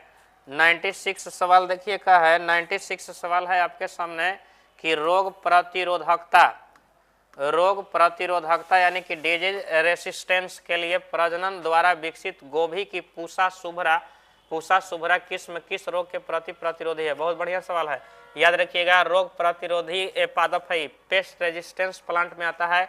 याद रखिएगा फूलगोभी के एक किस्म जिसका नाम है पूसा शुभ्रा हो जाएगा यहाँ पे। पूसा शुभ्रा किसका किस्म है? तो याद रखिएगा गेहूं के पूसा स्वर्णिम देगा तो वो आता है आपका, याद रखिएगा सरसों का। तो यहाँ याद रखिएगा पूसा सदाबहार देगा तो वो आता है मिर्च का। तो आगे के बारे में बात करते हैं। तो किस रोग से? तो पत्ती झुलसन रोग या ब्लैक रॉट या सफेद रस्ट या मोजाइक, किससे रिलेटेड है बता सकते हैं आप? बताइएगा किससे रिलेटेड है? तो याद रखिएगा ये है ब्लैक रॉट एक रोग हो जाता है, याद रखिएगा फूलगोभी में। तो ये ऐसे फूलगोभी की प्रजाति है जिसमें ब्लैक रॉट रोग ना होगा, इसलिए तो इसको बोला जाता है डिजीज रेजिस्टेंस। अगला है बड़े पैमाने पर एकल कोशिका प्रोटीन यानी सिंगल सेल प्रोटीन एससीपी के उत्पादन के लिए न सूक्ष्मजीव का उपयोग किया जाता है। तो याद रखिएगा कह रहा है कि सिंगल सेल प्रोटीन यानी एससीपी मतलब कि ऐसे जीव जो एक कोशिकीय है वो अधिक मात्रा में प्रोटीन पाया जाता है। तो दुनिया के सबसे अधिक मात्रा में प्रोटीन पाया जाता है, याद रखिएगा स्पाइरुलिना में। तो स्पाइरुलिना याद रखिएगा कुछ है। तो स्पाइरुलिना एक प्रकार का आपका साइनोबैक्टीरिया है, याद रखिएगा। एक और होता है जिसका नाम है क्लोरेला और वो है शैवाल। तो क्लोरेला और स्पाइरुलिना ऐसा याद रखिएगा स्पाइरुलिना एक ऐसा क्या है? तो साइनोबैक्टीरिया है, नीलहरी शैवाल है, जिसका उपयोग किया जाता है अंतरिक्ष यात्री इसको चूर्ण बना के ले जाते हैं, अंतरिक्ष में इसको खाते हैं। खाते समय प्रोटीन्स बहुत अधिक मिलता है, शरीर में ताकत बहुत ज़्यादा बढ़ जाती है। अब अंतरिक्ष में कोई व्यक्ति दाल भात भुंजिया थोड़ा ले जा सकता है उतना वजनदार सामान। आगे के बारे में बात करते हैं। अगला सवाल है 98 सवाल है कि पादप का वह भाग जो विषाणु मुक्त पादप यानी कि वायरस फ्री प्लांट तैयार करने के लिए सबसे अधिक उपयुक्त है। बताइएगा सबसे अधिक उपयुक्त कौन सा है? वायरस फ्री प्लांट बनाया जाता है। आपने पढ़ा होगा एक टॉपिक जिसका नाम है टिश्यू कल्चर, जिसको बोलते हैं ऊतक संवर्धन। ऊतक संवर्धन से कम ही समय में लाखों की संख्या में नए पौधा का निर्माण करना कहलाता है सूक्ष्म प्रवर्धन, ओकरे कहते हैं माइक्रो प्रोपगेशन। और इसके याद रखिएगा ऊतक संवर्धन के जनक थे एक वैज्ञानिक जिनका नाम था हैबरलैंड। और याद रखिएगा कि उसमें क्या किया जाता है कि पौधा के मेरिस्टेमेटिक टिश्यू यानी विभाजोत्की ऊतक को काट दिया जाता है और उसको कल्चर मीडिया में डाला जाता है, तो उससे कैलस बनती है और फिर नए तरह के पादप बन जाते हैं। तो मूल, शीर्ष, पत्ती, तना या विभाजोत्की। तो option D is the right answer हो जाएगा, विभाजोत्की यानी मेरिस्टेमेट। आगे के बारे में बात करते हैं। अगला है पादप ऊतक संवर्धन। पादप ऊतक संवर्धन यानी कि प्लांट टिश्यू कल्चर में किसी जीवित पादप कोशिका से संपूर्ण पौधा तैयार करने की क्षमता क्या कहलाती है? बड़ा अच्छा सवाल है। कह रहा है कि पादप ऊतक संवर्धन यानी प्लांट टिश्यू कल्चर में किसी जीवित पादप कोशिका से, माने कि कोई पादप है उस पादप के अगर हम स्टेम को काटे, तना को काटे या उसको कल्चर मीडिया में डाल के अगर नया पौधा बना रहा है तो उस चीज़ को बोलते हैं टोटीपोटेंसी, पूर्ण सशक्ता। ये भी कई बार सेट में आया हुआ सवाल है, याद रखिएगा, जिसको बोलते हैं पूर्ण सशक्तता, टोटीपोटेंसी। आगे के बारे में बात करते हैं। अगला सवाल देखिए, अगला सवाल है सवाल पूरा 100 सवाल देखो का है। 100 सवाल की तरफ बढ़ जाते हैं। देखिएगा क्या है, सवाल बड़ा बढ़िया होने वाला है। सवाल है कि दूध से दही बनाने के लिए किस सूक्ष्मजीव का उपयोग किया जाता है? तो ये सूक्ष्मजीव जिसको बोलते हैं LAB के टाइप्स आता है लैक्टोबैसिलस, याद रखिएगा। LAB का पूरा नाम होता है lactic acid bacteria. Lactic acid bacteria ये बैक्टीरिया का एक बहुत बड़ा ग्रुप है, इसी में बैक्टीरिया आता है जिसका नाम है लैक्टोबैसिलस। आगे के बारे में बात करते हैं। अगला है 101। अब बात करते हैं 101 के बारे में बात करते हैं। देखिएगा क्या है कि ब्रेड बनाने में इस्तेमाल होने वाला ईस्ट कौन सा है? तो ब्रेड बनाने में इस्तेमाल होने वाला ईस्ट कौन सा होगा? तो सेक्रोमाइसिस सेरेविस, याद रखिएगा, इसी को बोलते हैं बेकरी ईस्ट। अगला सवाल है 102 है कि व्यावसायिक रूप से एथेनॉल और बियर के उत्पादन में किस ईस्ट का उपयोग होता है? बड़ा बढ़िया सवाल है, याद रखिएगा। व्यावसायिक रूप से यानी बेचने के व्यू से एथेनॉल माने शराब, एथेनॉल आप जान रहे हो ना, C2H5OH एथेनॉल का फॉर्मूला है, याद रखिएगा। और कुछ बियर के उत्पादन में किस ईस्ट का उपयोग होता है? तो बेकर ईस्ट का, या शराब बनाने वाला ईस्ट यानी कि ब्रीवर्स ईस्ट, या फिर राइजोपस, या फिर एस्परजिलस नाइगर। तो बताइएगा बेकर ईस्ट का इस्तेमाल होगा या शराब बनाने वाला? तो एथेनॉल और बियर बन रहा है तो कहीं ना कहीं उसको शराब बनाने वाला ईस्ट कहेंगे, यानी कि ब्रेवर ईस्ट। अगर बेकर ईस्ट बोलते कब? जब केवल स्पेशल बनता ब्रेड तब बोलते हैं, लेकिन याद रखिएगा ब्रेड नहीं बनाया जा रही है, एथेनॉल और बियर बनाया जा रही है, इसलिए कौन सा हो जाएगा? तो ब्रेवर्स ईस्ट हो जाएगा, option B is the right answer. अगला है कि दुनिया की पहली प्रतिजैविक पेनिसिलिन किससे प्राप्त की गई थी? बहुत बढ़िया, पेनिसिलिन याद रखिएगा बनाया गया था 1928 में। एक वैज्ञानिक आए थे जिनका नाम था अलेक्जेंडर फ्लेमिंग, और उन्होंने सबसे पहले फंजाई को यूज में लिए थे, और उस फंजाई का नाम था पेनिसिलियम नोटेटम, याद रखिएगा। तो पेनिसिलियम नोटेटम है, अच्छा ना है, मैंने डायरेक्ट दे दिया तो टिक मार देंगे कुछ ही। तो फंजाई यानी कि कवक, option C is the right answer. अब पूछेगा कौन कवक, तो याद रखिएगा पेनिसिलियम नोटेटम। याद रखिएगा एस्परजिलस नाइगर से सबसे पहले सिट्रिक अम्ल भी बनाई गई थी। तो सवाल ना आपको कैसे भी पूछ सकते हैं घुमा फिरा कर। आगे बढ़ते हैं, सवाल नंबर 104। 104 सवाल है कि कौन सा अम्ल एसिटोबैक्टर एसिटाई जीवाणु द्वारा उत्पन्न किया जाता है? तो याद रखिएगा, बड़ा बढ़िया सवाल है। एसिटोबैक्टर एसिटाई, एसिटोबैक्टर एसिटाई एक बैक्टीरिया का नाम है। इससे क्या हुआ था कि एकरा से उत्पन्न किया गया था, याद रखिएगा, एक एसिड, और उसका नाम कौन सा है? तो एसिटिक एसिड, जिसको बोलते हैं सिरका। एक फॉर्मूला हो जाता है, याद रखिएगा, CH3COOH। तो इसमें कार्बन 2 है, 1 और 2, इसलिए इसको बोलते हैं क्या बोलेंगे? तो मेथ एथेनोइक एसिड, एथेनोइक, याद रखिएगा, आप केमिस्ट्री में पढ़े होंगे। एथेनोइक एसिड यानी एथेनोइक अम्ल। और अगर केवल ई रहता, ये केवल रहता CHCOOH रहता अगर, तो इसको बोलते इसमें नहीं सी नहीं, केवल ओनली फॉर एक HCOOH अगर रहता तो इसको बोलते फॉर्मिक एसिड, इसको बोलते कुछ ही फॉर्मिक एसिड। एकरे दूसरा नाम हो जाए, एगो कार्बन है इसलिए कहते हैं मेथेनोइक, तो एकरा बोल देते हैं मेथेनोइक। याद रखिएगा, ये सब सवाल बड़ी घुमा फिरा के पूछते रहता है। मेथेनोइक अम्ल, तो ये सब आपको केमिस्ट्री में भी पढ़ने को मिलेगा। याद रखिएगा, फॉर्मिक अम्ल HCOOH और एथेनोइक अम्ल, याद रखिएगा CH3COOH जो पाया जाता है सिरका, जरा बोलते हैं विनेगर। और याद रखिएगा कितना मिलता है, तो 5 से 6% एसिटिक अम्ल मिलते हैं सिरका में। आगे के बारे में बात करते हैं। अगला सवाल है 105। 105 है कि रक्त कोलेस्ट्रॉल कम करने के लिए, याद रखिएगा, रक्त में कोलेस्ट्रॉल की मात्रा 200 mg से अगर ज़्यादा बढ़ जाएगा, 200 ग्राम से अगर ज़्यादा बढ़ जाएगा, तो जो हृदय है, उस हृदय में झिल्ली है, उस कार्डियक मेम्ब्रेन, और उस झिल्ली पर कोलेस्ट्रॉल जाके चिपक जाएगा, तो चिपक जाएगा तो हार्ट अटैक आ जाता है। याद रखिएगा, एक होता है हृदय घात और एक होता है हृदयपात। हृदयपात जिसको बोलते हैं हार्ट फेलुअर, एक है हार्ट अटैक जिसको बोलते हैं हृदय घात। तो पहले आता है हार्ट फेलुअर और तब आता है फिर हार्ट अटैक। तो याद रखना है, सवाल बड़ा बढ़िया है कि रक्त कोलेस्ट्रॉल, कोलेस्ट्रॉल कैसे बढ़ता है? तो याद रखिएगा, अधिक मात्रा में अगर कोई इंसान शुरू से अगर खाया है सूखा फल, काजू किशमिश बादाम, यही सब खाली खाया है, तो उसके बॉडी में, याद रखिएगा, उसके ब्लड में कोलेस्ट्रॉल की मात्रा अधिक हो जाएंगे और कहीं ना कहीं हार्ट अटैक की समस्या आ जाएगी। इसलिए सूखा फल खाना चाहिए, ज़्यादा मात्रा में नहीं। आगे के बारे में बात करते हैं। तो रक्त कोलेस्ट्रॉल को कम करने के लिए दिया जाता है एक दवा स्टैटिन, जो किसके द्वारा उत्पादित की जाती है?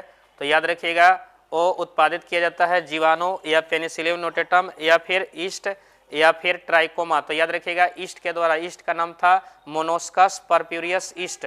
बड़ा बेहतरीन सवाल है, option C is the right answer हो जाएगा 105 नंबर क्वेश्चन का। आगे बढ़ते हैं 106। 106 सवाल की तरफ बढ़ जाते हैं। 106 की तरफ बढ़ जाते हैं।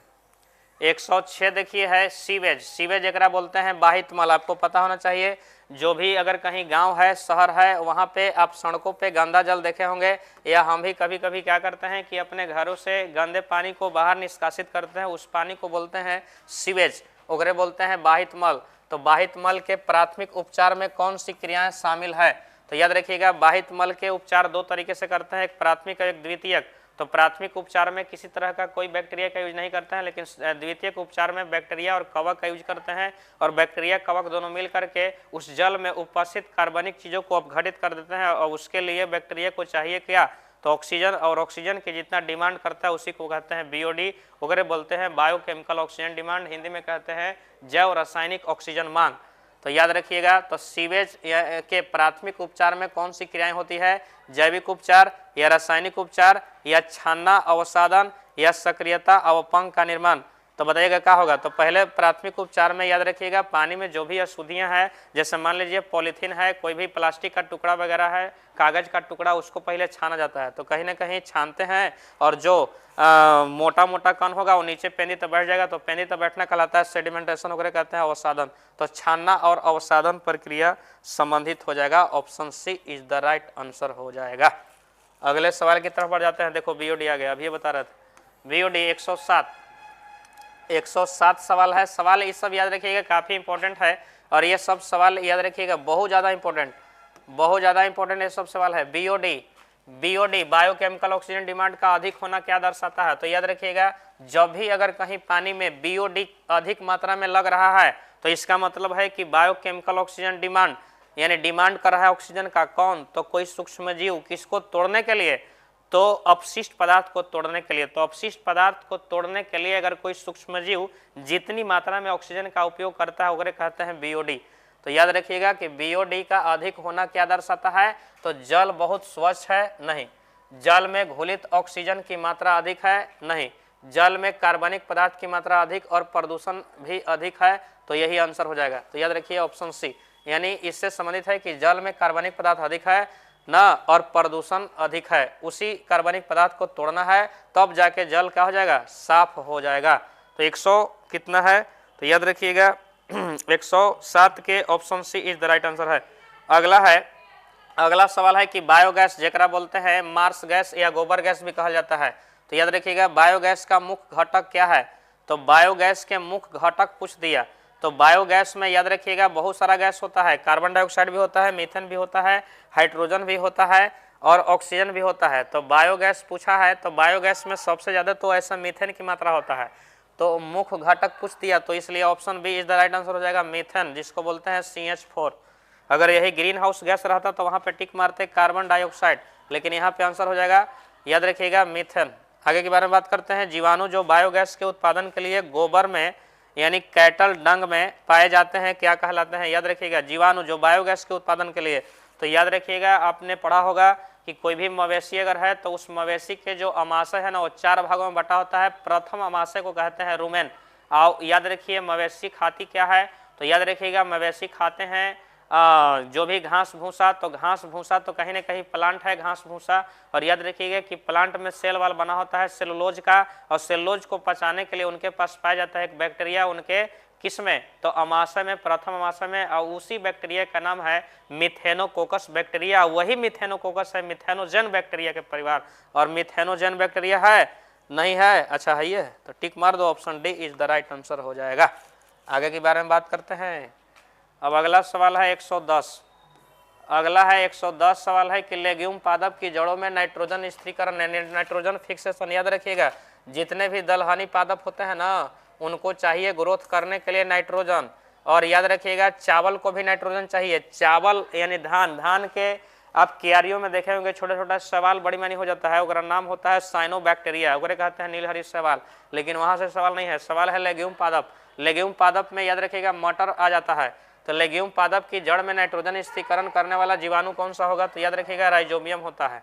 तो Rhizobium, Anabaena, Nostoc, Azolla, Azotobacter और राइजोबियम, इस सब बात याद रखिएगा। तो Rhizobium option C is the right answer हो जाएगा आपका कौन सा, तो 110 सवाल का। आगे की तरफ बात करते हैं। प्रतिबंधन एंजाइम यानी रेस्ट्रिक्शन एंजाइम किस क्रिया के लिए जाना जाता है, तो रेस्ट्रिक्शन एंजाइम कुछ होता है, तो याद रखिएगा रेस्ट्रिक्शन एंजाइम भी 2 तरह का होता है, एक रेस्ट्रिक्शन इंडोन्यूक्लियेज एंजाइम, एक रेस्ट्रिक्शन एक्सोन्यूक्लियेज एंजाइम। तो एक्सोन्यूक्लियेज जो है वो डीएनए को बाहर से काटता है, और डीएनए को अंदर में काटेगा ना तो वगैरह कहते हैं रेस्ट्रिक्शन इंडोन्यूक्लियेज एंजाइम, और डीएनए के विशेष स्थल पर काटते हैं जिसको बोलते हैं पैलिंड्रोम सीक्वेंस। पैलिंड्रोम सीक्वेंस दोनों जगह से पढ़ने में एक जैसा लगता है, जैसा अगर हम लिखें मलयालम, समझिएगा, तो मलयालम अगर हम लिखें तो दोनों तरफ से पढ़िएगा तो सेम नजर आएगा आपको, इधर से भी वही इधर से भी वही, तो उसी तरह के सीक्वेंस देखने को मिलते हैं। तो याद रखिएगा डीएनए को विशेष स्थल पर काटना, तो डीएनए को विशेष स्थल पर काटना इसका काम है। 111 सवाल का आंसर हो जाएगा प्रतिबंधन एंजाइम का। अगला सवाल की तरफ बढ़ जाते हैं। अगला सवाल है 112। देखिएगा 112 सवाल है डीएनए पुनर्योगज डीएनए यानी कि रिकॉम्बिनेंट डीएनए बनाने के लिए डीएनए खंड को जोड़ने का कार्य कौन करता है, बताइएगा। तो रिकॉम्बिनेंट डीएनए बनावेला है, माने आर डीएनए बनावेला है। तो आर डीएनए बनाने के लिए कौन सा काम करेगा यहाँ पे एंजाइम बताइएगा? तो डीएनए को डीएनए से जोड़ने का काम करता है, याद रखिएगा। डीएनए कौन सा? लाइगेज। तो option C is the right answer हो जाएगा, डीएनए लाइगेज। डीएनए लाइगेज क्या करता है? तो आर डीएनए बनाने का काम करता है, आर डीएनए। आगे के बारे में बात करते हैं। 113 है, जीवाणु कोशिका में मुख्य गुणसूत्र यानी कि मेन क्रोमोसोम के अतिरिक्त पाया जाने वाला अतिरिक्त गुणसूत्र द्विकुंडलीय यानी कि डबल स्ट्रैंड और स्वयं प्रतिकृति डीएनए होता है, क्या कहलाता है? मैंने सवाल कह रहा है ना कि एक जीवाणु कोशिका है, चलो ठीक, एक जीवाणु कोशिका है जेकरा में एगो डीएनए पावल जा रहा है, चलो एक डीएनए पाया गया पहले से। अच्छा, फिर कह रहा है कि मुख्य गुणसूत्र के अतिरिक्त पाया जा रहा है, एक और पाया जा रहा है अतिरिक्त, वो क्या है? तो डबल हेलिक्स है। और याद रखिएगा ये डबल हेलिक्स है तो इसमें पाया जाता है स्वयं ये करेगा रेप्लिकेशन, स्वयं रेप्लिकेशन कर रहा है, चलो ठीक। तो इसको क्या कहते हैं? तो एकरे कहते हैं प्लाज्मिड, याद रखिएगा, प्लाज्मिड डीएनए कुछ कहते हैं, प्लाज्मिड डीएनए, जो एक तरह के वेक्टर के रूप में काम करता है, संवाहक के रूप में। तो प्लाज्मिड डीएनए है का? अच्छा है, ये है, तो option C is right answer. मारो आगे की तरफ बढ़ जाते हैं। फिर अगला सवाल नंबर है 114। 114 सवाल देखो का है। 114 सवाल है कि निम्नलिखित में कौन सा एक वर्ण योग्य चिन्ह यानी कि सिलेक्टेबल मार्कर का उदाहरण है? तो सिलेक्टेबल मार्कर का उदाहरण कौन सा हो जाएगा? तो origin of replication, ORI site या डीएनए लाइगेज या फिर एंटी रेजिस्टेंस जीन या फिर इको R1। तो ये सब कुछ नहीं है, याद रखिएगा, option A is the right answer हो जाएगा, सिलेक्टेबल मार्कर। मान लीजिए कि ये कोई प्लाज्मिड है, इस प्लाज्मिड में यहाँ पे देखने को मिल रहा है आपको एम्पिसिलिन रेजिस्टेंस जीन, यहाँ पे मिल रहा है टेट्रासाइक्लिन रेजिस्टेंस जीन, और यहाँ पे देखने को मिल रहा है आपको ओआरआई साइट। तो यहाँ से रेप्लिकेशन की शुरुआत देखने को मिलेगी। ये आपका है एक प्लाज्मिड जो आर्टिफिशियल प्लाज्मिड है जेकरा नाम है PBR 322 P4, याद रखिएगा, P4 plasmid, B4 Bolivar, R4 Rodriguez. इसको बनाया गया था कैलिफोर्निया यूनिवर्सिटी में, सबसे पहला प्लाज्मिड है। और इसको बनाई गई थी एक बैक्टीरिया से जिसका नाम था ई कोलाई बैक्टीरिया, जिसको बोलते हैं इस्चेरिचिया कोलाई बैक्टीरिया, जो हमारे छोटी आंत में पाया जाता है। आगे के बारे में बात करते हैं। अगला है सवाल नंबर 115, जीन क्लोनिंग में वांछित डीएनए यानी कि डिजायर्ड डीएनए खंड को वाहक के साथ जोड़ने के बाद बनने वाला डीएनए अणु क्या कहलाता है? बड़ा बढ़िया है, याद रखिएगा, यानी कि कह रहा है कि जीन क्लोनिंग में न वांछित डीएनए खंड को वाहक के साथ जोड़ने के लिए, तो मान लीजिए कि ये कोई वांछित डीएनए है, ये कोई वांछित डीएनए है, इसको जोड़ा जा रहा है किसके साथ? तो एक वेक्टर के साथ। तो ये वेक्टर के रूप में मान लीजिए कि प्लाज्मिड है, प्लाज्मिड, अब इसके साथ इसको जोड़ा जा रहा है, चलो तो इसको जोड़ें इसमें। तो यहाँ जोड़ने के लिए आएगा आपका डीएनए लाइगेज, कौन आएगा? तो जोड़ने के लिए आएगा डीएनए लाइगेज एंजाइम, याद रखिएगा। इसको काटने के लिए आया था रेस्ट्रिक्शन एंडोन्यूक्लिया, जिसमें जोड़ने के लिए डीएनए लाइगेज। तो ये जो नया डीएनए बना है एकरा नाम है आर डीएनए, एकरे बोलते हैं पुनर्योगज डीएनए, रिकॉम्बिनेंट डीएनए। तो रिकॉम्बिनेंट डीएनए है, अच्छा, जोड़ने के बाद बनने वाला डीएनए अणु, अच्छा हाँ, तो रिकॉम्बिनेंट डीएनए हो जाएगा, option C is the right answer, recombinant R DNA. आगे के बारे में बात करते हैं। अगला बढ़ जाते हैं। अगला 116 देखो का है। 116 है कि किसी भी डीएनए खंड को देखने के लिए उसे पृथक यानी आइसोलेट करने के बाद किस विधि द्वारा उसके आकार के अनुसार अलग किया जाता है? तो बड़ा बढ़िया एकदम सवाल है, कितना लॉलीपॉप सवाल है जी। अब देखो तो बताइएगा इसका आंसर क्या होगा। क्वेश्चन है कि किसी भी डीएनए खंड को, कोई भी डीएनए खंड है तो उसको देखने के लिए पृथक यानी आइसोलेट माने अलग करने के बाद किस विधि द्वारा उसके आकार के अनुसार, मान लीजिए कि डीएनए के खंड हमारा बड़ी माने मिला, तो ये एगो डीएनए है, चलो ठीक, तो ये एगो डीएनए है, ऐसे अब डीएनए को क्या किया गया है? तो ये डीएनए को काट दिया गया। मान लीजिए इस डीएनए को हमने काटा, इसको यहाँ से काटे, यहाँ से काटे, यहाँ से यहाँ, ऐसे करके इन्हें काट दी, तो कहीं ना कहीं एकरा में एक आकार अलग है, एक आकार अलग, सब के आकार अलग अलग है। तो आकार अलग अलग है, तो इसी को किया जाता है किस प्रोसेस द्वारा बताइएगा? अलग माने आकार अलग अलग है, उसको अलग अलग तरीके से रखेंगे, कौन प्रक्रिया है बताओ? तो सवाल नंबर 116 है, आपका आंसर क्या हो सकता है बताइएगा जल्दी से। तो याद रखिएगा, इसको अलग अलग करने के लिए जेल इलेक्ट्रोफोरेसिस काम में आता है, जिसको बोलते हैं जेल विद्युत कण संचलन। और जेल इलेक्ट्रोफोरेसिस में एक चीज यूज करते हैं जिसका नाम है एगारोज, एगारोज जेल का इस्तेमाल किया जाता है, याद रखिएगा एगारोज जेल, बड़ा इंपॉर्टेंट सवाल है, VVI सवाल है। अब एगारोज जेल याद रखिएगा ये प्राप्त किया जाता है कुछ से, तो याद रखना है समुद्री खरपतवार से। खरपतवार जो कैसा है तो लाल शैवाल से प्राप्त किया जाता है। और लाल शैवाल में दो गो सवाल आता है, कौन कौन सवाल आता है तो याद रखिएगा, एक आता है ग्रीसिलेरिया और एक आता है जेलेडियम। तो याद रखिएगा जेलेडियम और ग्रेसिलेरिया ये दोनों के दोनों याद रखिएगा लाल शैवाल है, जेकरा से प्राप्त किया जाता है एगारोज जेल। ये समुद्री खरपतवार है जो लाल शैवाल से प्राप्त की जा रही है। याद रखिएगा कौन कौन, ग्रेसिलेरिया और जेलेडियम, जेकरा से प्राप्त हुआ एगारोज जेल। यही एगारोज जेल इस्तेमाल किया जाता है जेल इलेक्ट्रोफोरेसिस में। और यही जेल इलेक्ट्रोफोरेसिस क्या करता है कि डीएनए के जो खंड है ना अलग अलग आकार के, उसको अलग अलग तरीके से बांटने का काम करता है। आगे के बारे में बात करते हैं। अगला सवाल है 117। 117 सवाल की तरफ बढ़ जाते हैं। वांछित जीन की अनेक प्रतियां, याद रखिएगा यानी कि जीन की बड़ी मानी फोटोकॉपी, जीन के कुछ बड़ी मानी फोटोकॉपी, बड़ा सुंदर सवाल है। वांछित जीन की अनेक प्रति यानी कि मल्टीपल कॉपीज प्राप्त करने के लिए किस तकनीक का उपयोग किया जाता है? जेल विद्युत कण संश्लेषण, नहीं करेंगे। पॉलीमरेज श्रृंखला अभिक्रिया, पीसीआर, बायोरिएक्टर, प्रतिबंध पाचन। तो याद रखिएगा बड़ी मानी फोटोकॉपी तैयार करना है तो पीसीआर का यूज करते हैं, जिसको बोलते हैं पॉलीमरेज चेन रिएक्शन। तो 117 का ये जो है ना आंसर हो जाएगा आपका पीसीआर। याद रखिएगा डीएनए का संवर्धन भी किया जाता है। 118 है पुनर्योगज डीएनए को परपोषी कोशिका में प्रविष्ट करना, यानी कि पुनर्योगज डीएनए यानी कि जब हम आरडीएनए बना लेना तो उसको फिर होस्ट सेल में डालना है। होस्ट सेल के रूप में क्या लेते हैं तो होस्ट सेल के रूप में ई कोलाई बैक्टीरिया लेते हैं, याद रखिएगा। और ये है कौन डीएनए तो आरडीएनए, मैंने नया डीएनए जो बनाया है वो आरडीएनए है रिकॉम्बिनेंट, उसको डालना है होस्ट सेल में। तो इंसर्शन कराने के बाद रूपांतरित यानी कि ट्रांसफॉर्म हो जाता है कौन तो ई कोलाई बैक्टीरिया। कोशिकाओं की पहचान और उनका चयन किस प्रक्रिया द्वारा किया जाता है तो लाइगेशन, पीसीआर या विभेदीकरण चयन या फिर डीएनए विलगन। बताइएगा आंसर क्या हो सकता है इसका। तो याद रखिएगा इसको सिलेक्शन किया जाता है, स्क्रीनिंग किया जाता है, यानी कि विभेदीकरण या फिर चयन किया जाता है। तो option C is the right answer हो जाएगा। अगले सवाल की तरफ बढ़ जाते हैं। अगला सवाल बड़ा बढ़िया है। अगला सवाल है ना कि बीटी कपास में बीटी अक्षर किस जीवाणु को संदर्भित करता है?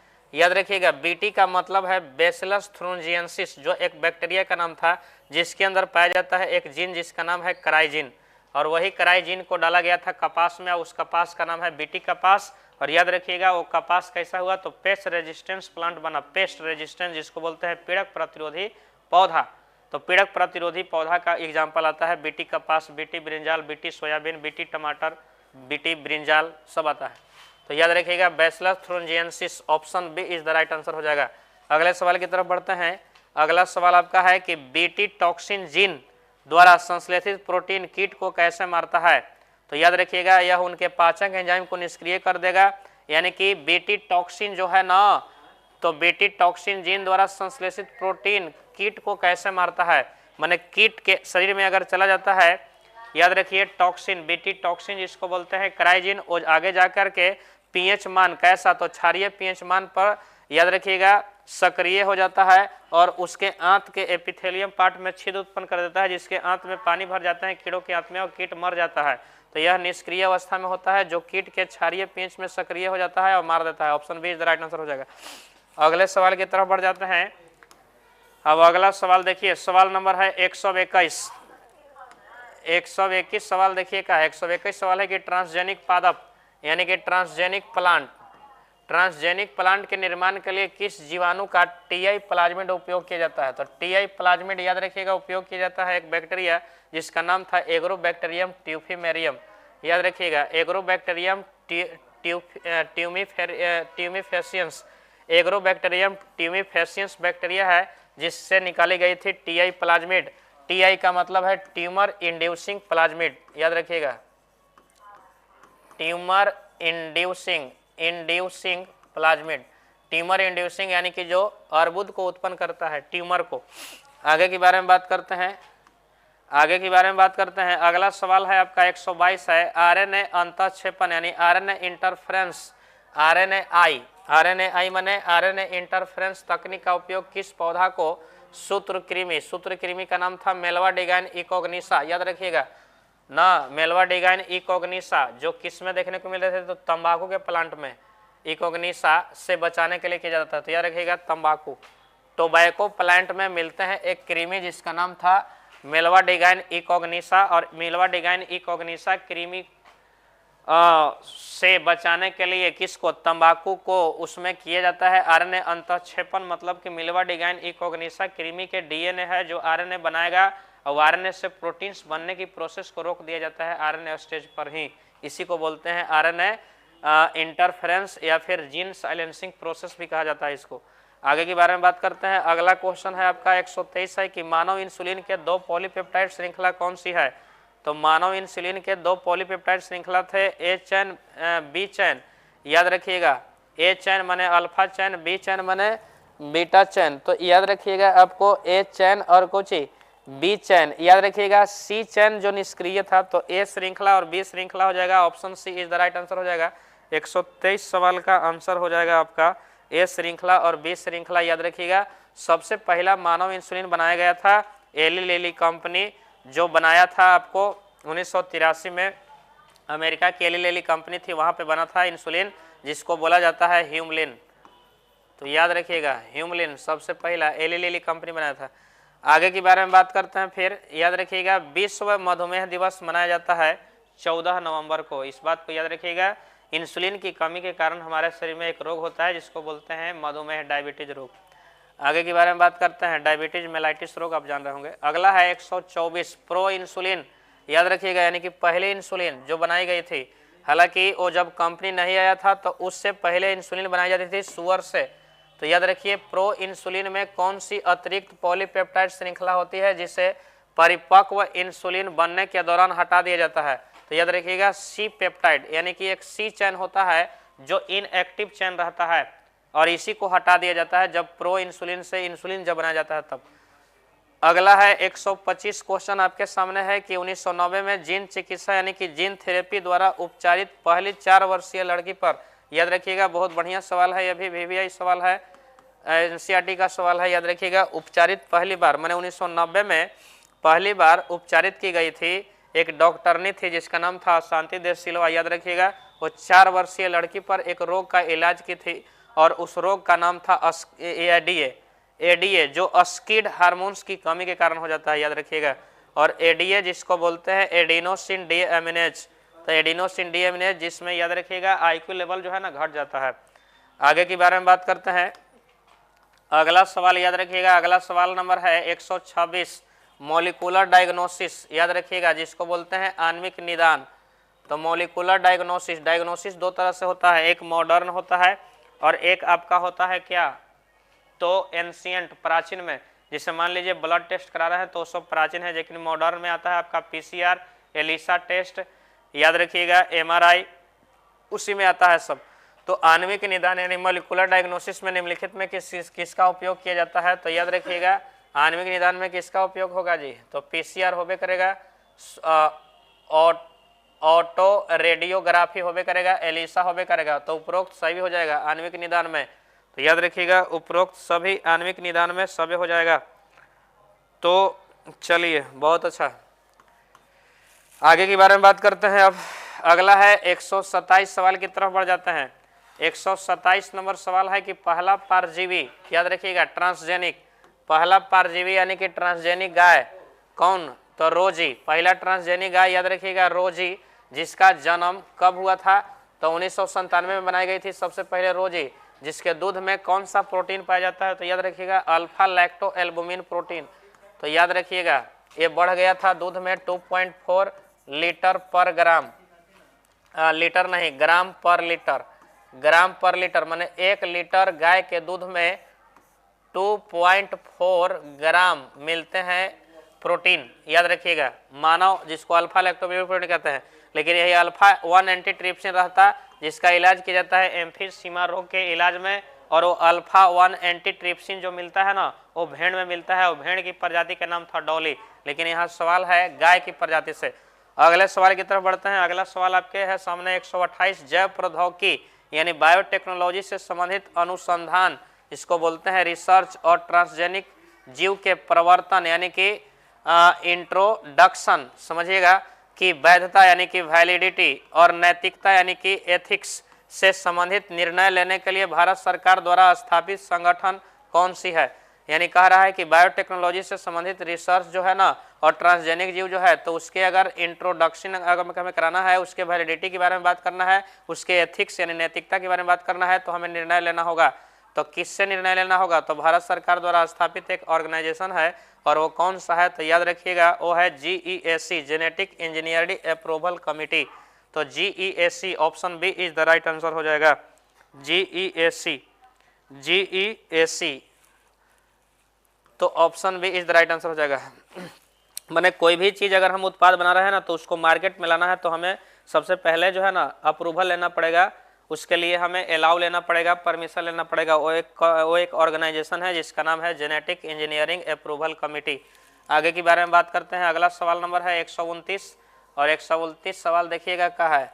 129 सवाल बड़ा बढ़िया सा सवाल है और सवाल आपके सामने है कि जलकुंभी यानी कि वाटर हाइसिंस, इस सवाल पहला आपको आया था उधर। जलकुंभी में मूल गोप, अच्छा सवाल चेंज है, मूल गोप का अभाव क्यों होता है, तो यह मरुद्भिद होता है, यह लवणोद्भिद होता है, यह समुद्भिद होता है, यह जलोद्भिद। तो याद रखिएगा जलकुंभी में मूल गोप यानी कि रूट केप ना पाया जाता है। इसलिए नहीं पाया जाता है क्योंकि यह हाइड्रोफाइटिक प्लांट है, याद रखिएगा, यानी कि जल में उगे वाला पौधा है, जलोद्भिद है। तो जलोद्भिद पौधा में मूल गोप यानी रूट केप ना रहता है। रूट केप वह संरचना होता है जो रूट के सबसे अंतिम छोर पर रहता है। तो रूट कहीं न कहीं शैशवावस्था में उसको प्रोटेक्शन देने का काम करता है, रूट कैप, इसको बोलते हैं मूल गैप। याद रखिएगा दुनिया के जितने भी प्लांट्स मिलेंगे आपको कौन सा, तो जलोद्भिद, तो उसमें रूट कैप नहीं पाया जाता है। आगे के बारे में बात करते हैं, फिर अगले सवाल की तरफ बढ़ जाते हैं और अगला सवाल आपको आपके सामने है, बताइएगा क्या आंसर हो सकता है। तो अगला सवाल है कि प्रतिकूल परिस्थिति में अनेक प्राणी प्लवक यानी कि जू प्लैंक्टन्स द्वारा निलंबित विकास की अवस्था क्या कहलाती है। तो प्रतिकूल परिस्थिति में अनेक प्राणी प्लवक यानी कि जू प्लैंटिक्स निलंबित विकास की अवस्था को कहते हैं डाइपोज। तो याद रखिएगा डाइपोज कहा जाता है इसी को, यानी कि उपरति कहा जाता है। आगे के बारे में बात करते हैं। अगला है छोटे प्राणी का शरीर ध्रुवीय क्षेत्र यानी कि पोलर रीजन्स में बिरले यानी कि कम क्यों पाया जाता है। सवाल है कि छोटे प्राणी का शरीर ध्रुवीय क्षेत्र में बिरले यानी कम क्यों पाया जाता है। तो छोटे प्राणी का शरीर ध्रुवीय क्षेत्र में कम क्यों पाया जाता है, बताइएगा। उनके हृदय स्पंदन की दर धीमी होती है, या उनके पृष्ठ क्षेत्रफल का उनके आयतन की तुलना में अधिक होगा, या वे सदैव शाकाहारी होंगे, या पर्यावरण के साथ गैसों के आदान प्रदान के लिए विसरण पर निर्भर रहते हैं। क्या आंसर हो सकता है। छोटे प्राणी के लिए शरीर ध्रुवीय क्षेत्र यानी कि पोलर रीजन्स में बिरले यानी कि कम होगा, क्यों होगा, क्या रीजन्स है, बताइएगा। 131 सवाल का आंसर क्या हो सकता है। तो याद रखिएगा छोटे प्राणी का पृष्ठ क्षेत्रफल उनके आयतन की तुलना में अधिक होता है, पृष्ठ आयतन की तुलना में कुछ होगा अधिक होता है। तो option B is the right answer हो जाएगा। अधिक होता है, याद रखिएगा ना, उससे उनके शरीर में ऊष्मा का ह्रास तेजी से होता है जो ठंड में जीवित रहने के लिए हानिकारक है। यह नियम किसका है, तो एलेन का नियम है, याद रखिएगा एलेन का नियम यहाँ पे लागू होता है। इसीलिए ठंडे प्रदेश में आपने देखा होगा कि जो जीव मिलते हैं उसमें याद रखिएगा त्वचा पर उनके बाल काफ़ी लंबे लंबे देखने को मिलते हैं। आगे के बारे में बात करते हैं। फिर अगला है सवाल नंबर 132। 132 सवाल है कि एक समष्टि यानी कि कोई पॉपुलेशन है, तो एक समष्टि यानी पॉपुलेशन के सदस्य की संख्या जो प्रति इकाई क्षेत्र में मौजूद होती है क्या कहलाती है, बताइएगा। बड़ा बढ़िया सा सवाल है। एक समष्टि के सदस्य की संख्या जो प्रति इकाई क्षेत्र में मौजूद होती है क्या कहलाएगी, तो उसी को बोलते हैं, याद रखिएगा, क्या पॉपुलेशन डेंसिटी कहेंगे, या जन्म दर कहेंगे, या वहन क्षमता। तो जनसंख्या घनत्व कहते हैं, यानी population density. Option C is the right answer हो जाएगा 132 का। अब 133 है कि यदि जन्म दर यानी कि नेटालिटी और क्या मृत्यु दर यानी मोर्टालिटी से अधिक हो तो समष्टि का आकार क्या होगा। माने जन्म दर कह रहा है न मृत्यु दर से अधिक, तो जन्म दर अगर मृत्यु दर से अधिक हो जाएगा तो कहीं ना कहीं याद रखिएगा समष्टि का आकार क्या हो जाएगा, तो जन्म दर बढ़ेगा तो पॉपुलेशन में बढ़वे न करेगा, तो समष्टि के आकार क्या होगा, तो बढ़ेगा। Option C is the right answer हो जाएगा। तो option C is the right answer, याद रखिएगा बढ़ेगा। अगला सवाल है 134 की तरफ बढ़ जाते हैं। 134 सवाल आपको बढ़ाते हैं बताते हैं, याद रखिएगा। 134 है कि एक समष्टि में भार ग्रहण क्षमता यानी कि कैरिंग कैपेसिटी यानी कि के का मान है ना, कैरिंग कैपेसिटी यानी याद रखिएगा भार ग्रहण क्षमता के समीप पहुंचने पर वृद्धि वक्र कैसा रूप ले लेता है? तो बताइएगा एक समष्टि में भार ग्रहण क्षमता जिसको बोल रहे हैं कुछ कैरिंग कैपेसिटी यानी के समीप पहुंचने पर वृद्धि वक्र कैसा रूप ले लेगा? एस आकार का यानी सिग्मोइड या लॉजिस्टिक हो जाएगा, या फिर एक्सपोंटेनियस हो जाएगा, या फिर भी आकार का, या इनमें से कोई नहीं? बताइएगा तो क्या इसका आंसर हो सकता है? तो याद रखना है कि ये लॉजिस्टिक मॉडल हो जाता है। लॉजिस्टिक जिसको बोलते हैं एस आकार का यानी कि सिग्मोइड हो जाएगा। तो सिग्मोइड में क्या बताता है? तो भार ग्रहण क्षमता बताता है। याद रखिएगा के का मान एस आकार का ग्राफ हो जाता है। यहाँ पे इस तरह से एस आकार का आपका ग्राफ हो जाता है। यहाँ पे ग्राफ इस तरह के देखने को मिलते हैं सिग्मोइड। एस ये टाइम है इधर में पॉपुलेशन के लिए वृद्धि वक्र दिखाता है। तो ये याद रखिएगा लॉजिस्टिक मॉडल है। तो ये कैरिंग कैपेसिटी के मान को दर्शाता है। यहाँ पे ये जो है ना के की मान को दर्शा रहा है। आगे के बारे में बात करते हैं। अगला है 135 है, वह पारस्परिक क्रिया यानी कि इंट्रैक्शन जिसमें एक जीव को लाभ होता है और दूसरे जीव को न लाभ होता है और न ही हानि, तो क्या कहलाएगी? यानी कि एक प्रजाति है ए और एक प्रजाति है बी। अब याद रखिएगा एक प्रजाति को लाभ हो रहा है यानी कि प्लस, और एक प्रजाति को कुछ ना होता है यानी कि जीरो। तो इस सिचुएशन को क्या कहते हैं? सहोपकारिता कहते हैं, यानी कि म्यूटालिज्म कहते हैं, या प्रीडेशन कहते हैं, प्रीडेशन, या फिर कोमेनाजालिज्म कहते हैं, या फिर पैरासिटिज्म कहते हैं। क्या बोलेंगे बताइएगा? तो एक को लाभ हो रहा है और दूसरे को कुछ ना हो रहा है, तो इस सिचुएशन को बोलते हैं, याद रखिएगा, कोमेनाजालिज्म यानी कि सहभोजिता। Option C is the right answer हो जाएगा इसका। चलिए आगे की तरफ बात करते हैं। फिर अगला है सवाल नंबर 136 है, लाइकेन किसका सहजीवी संबंध है? याद रखिएगा लाइकेन जो थैलोफाइटा वर्ग से संबंधित है। लाइकेन के पौधा से लिटमस पत्र प्राप्त किया जाता है। याद रखिएगा, आप बताइएगा। तो लाइकेन संबंधित है, याद रखिएगा, शैवाल और कवक से रिलेटेड है। शैवाल और कवक, option B is the right answer. Lichen जो है ना सिम्बायोटिक प्लांट्स का एग्जाम्पल आता है। SO2 का सूचक है, इंडिकेटर है।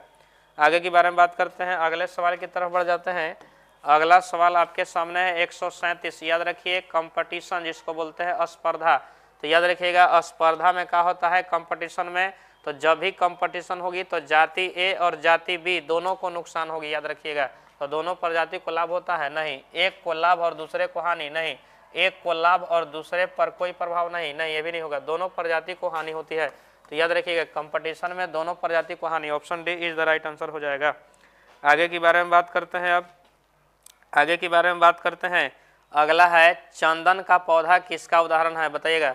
चंदन का पौधा याद रखिए काफी महंगा बिकता है। अपूर्ण परजीवी का, या फिर आंशिक परजीवी, या स्वपोषी, या मृतोपजीवी।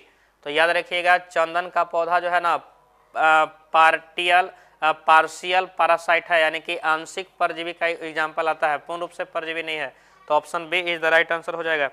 आगे के बारे में बात करते हैं। क्यों? क्योंकि यह जल और खनिज के लिए अपने परपोषी पर निर्भर रहते हैं, इसलिए अगर बोला जाता है आंशिक परजीवी।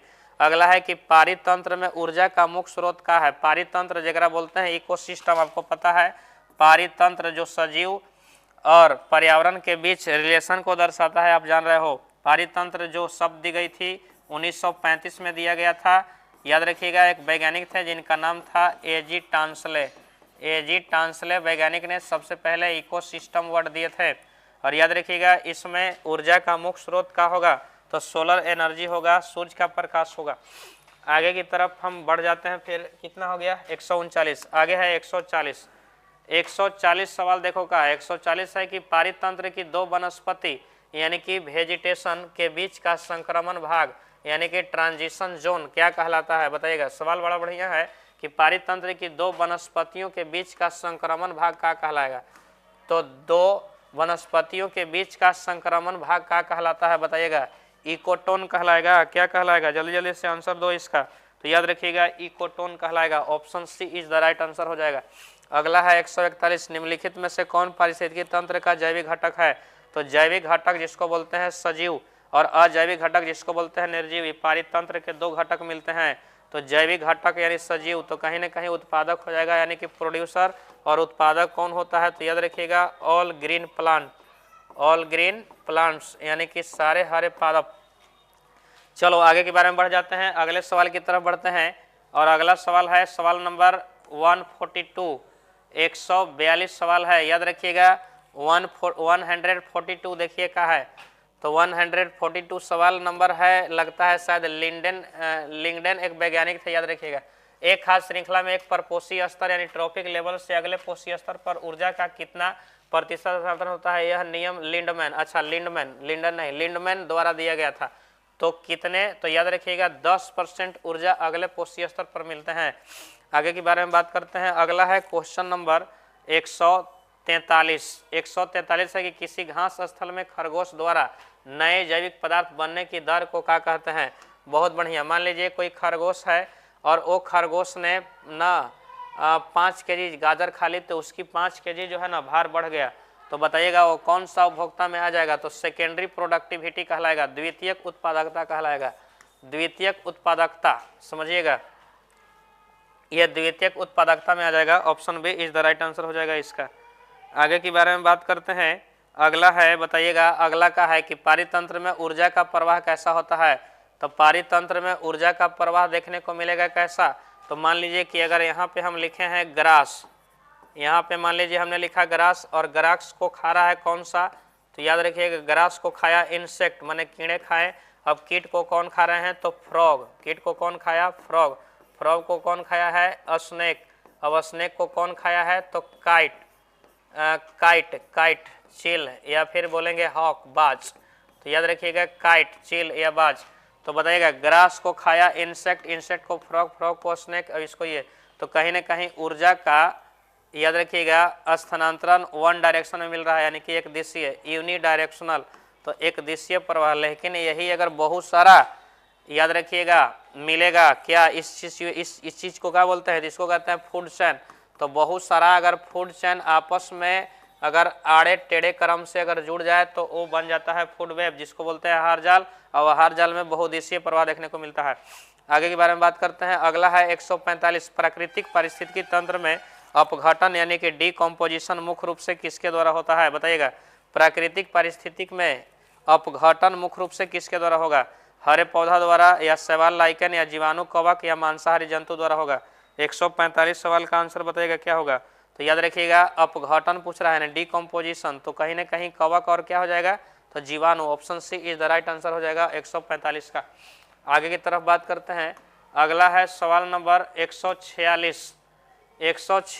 अब तकरीबन हम लोग पहुंचने वाले हैं, 170 सवाल था टोटल आपके सामने लाए थे। बात करते हैं, अगला सवाल है 146, निम्नलिखित में से कौन सा एक अवसादी चक्र यानी सेडिमेंट्री साइकिल का उदाहरण है। अवसादी चक्र का कार्बन चक्र, ऑक्सीजन चक्र, नाइट्रोजन चक्र या फास्फोरस चक्र। याद रखिएगा ये चीज को आपके सिलेबस से बाहर कर दिया गया है, जो भी चक्र पूछता था पहले अब नहीं है नए एनसीईआरटी में। तो याद रखना है कौन सा चक्र हो जाएगा, तो बताइएगा इसका आंसर क्या हो सकता है। तो याद रखिए फास्फोरस चक्र हो जाएगा। तो फास्फोरस चक्र जो अवसादी चक्र का उदाहरण है। तो याद रखिएगा अगला है 147, अधिकांशतः पारिस्थितिकी तंत्र में ऊर्जा का पिरामिड कैसा होता है। तो ऊर्जा का पिरामिड हमेशा याद रखिएगा सीधा होगा। तो हमेशा सीधा, हर हाल में जो है ना सीधा देखने को मिलता है ऊर्जा का पिरामिड, ऑलवेज अपराइट।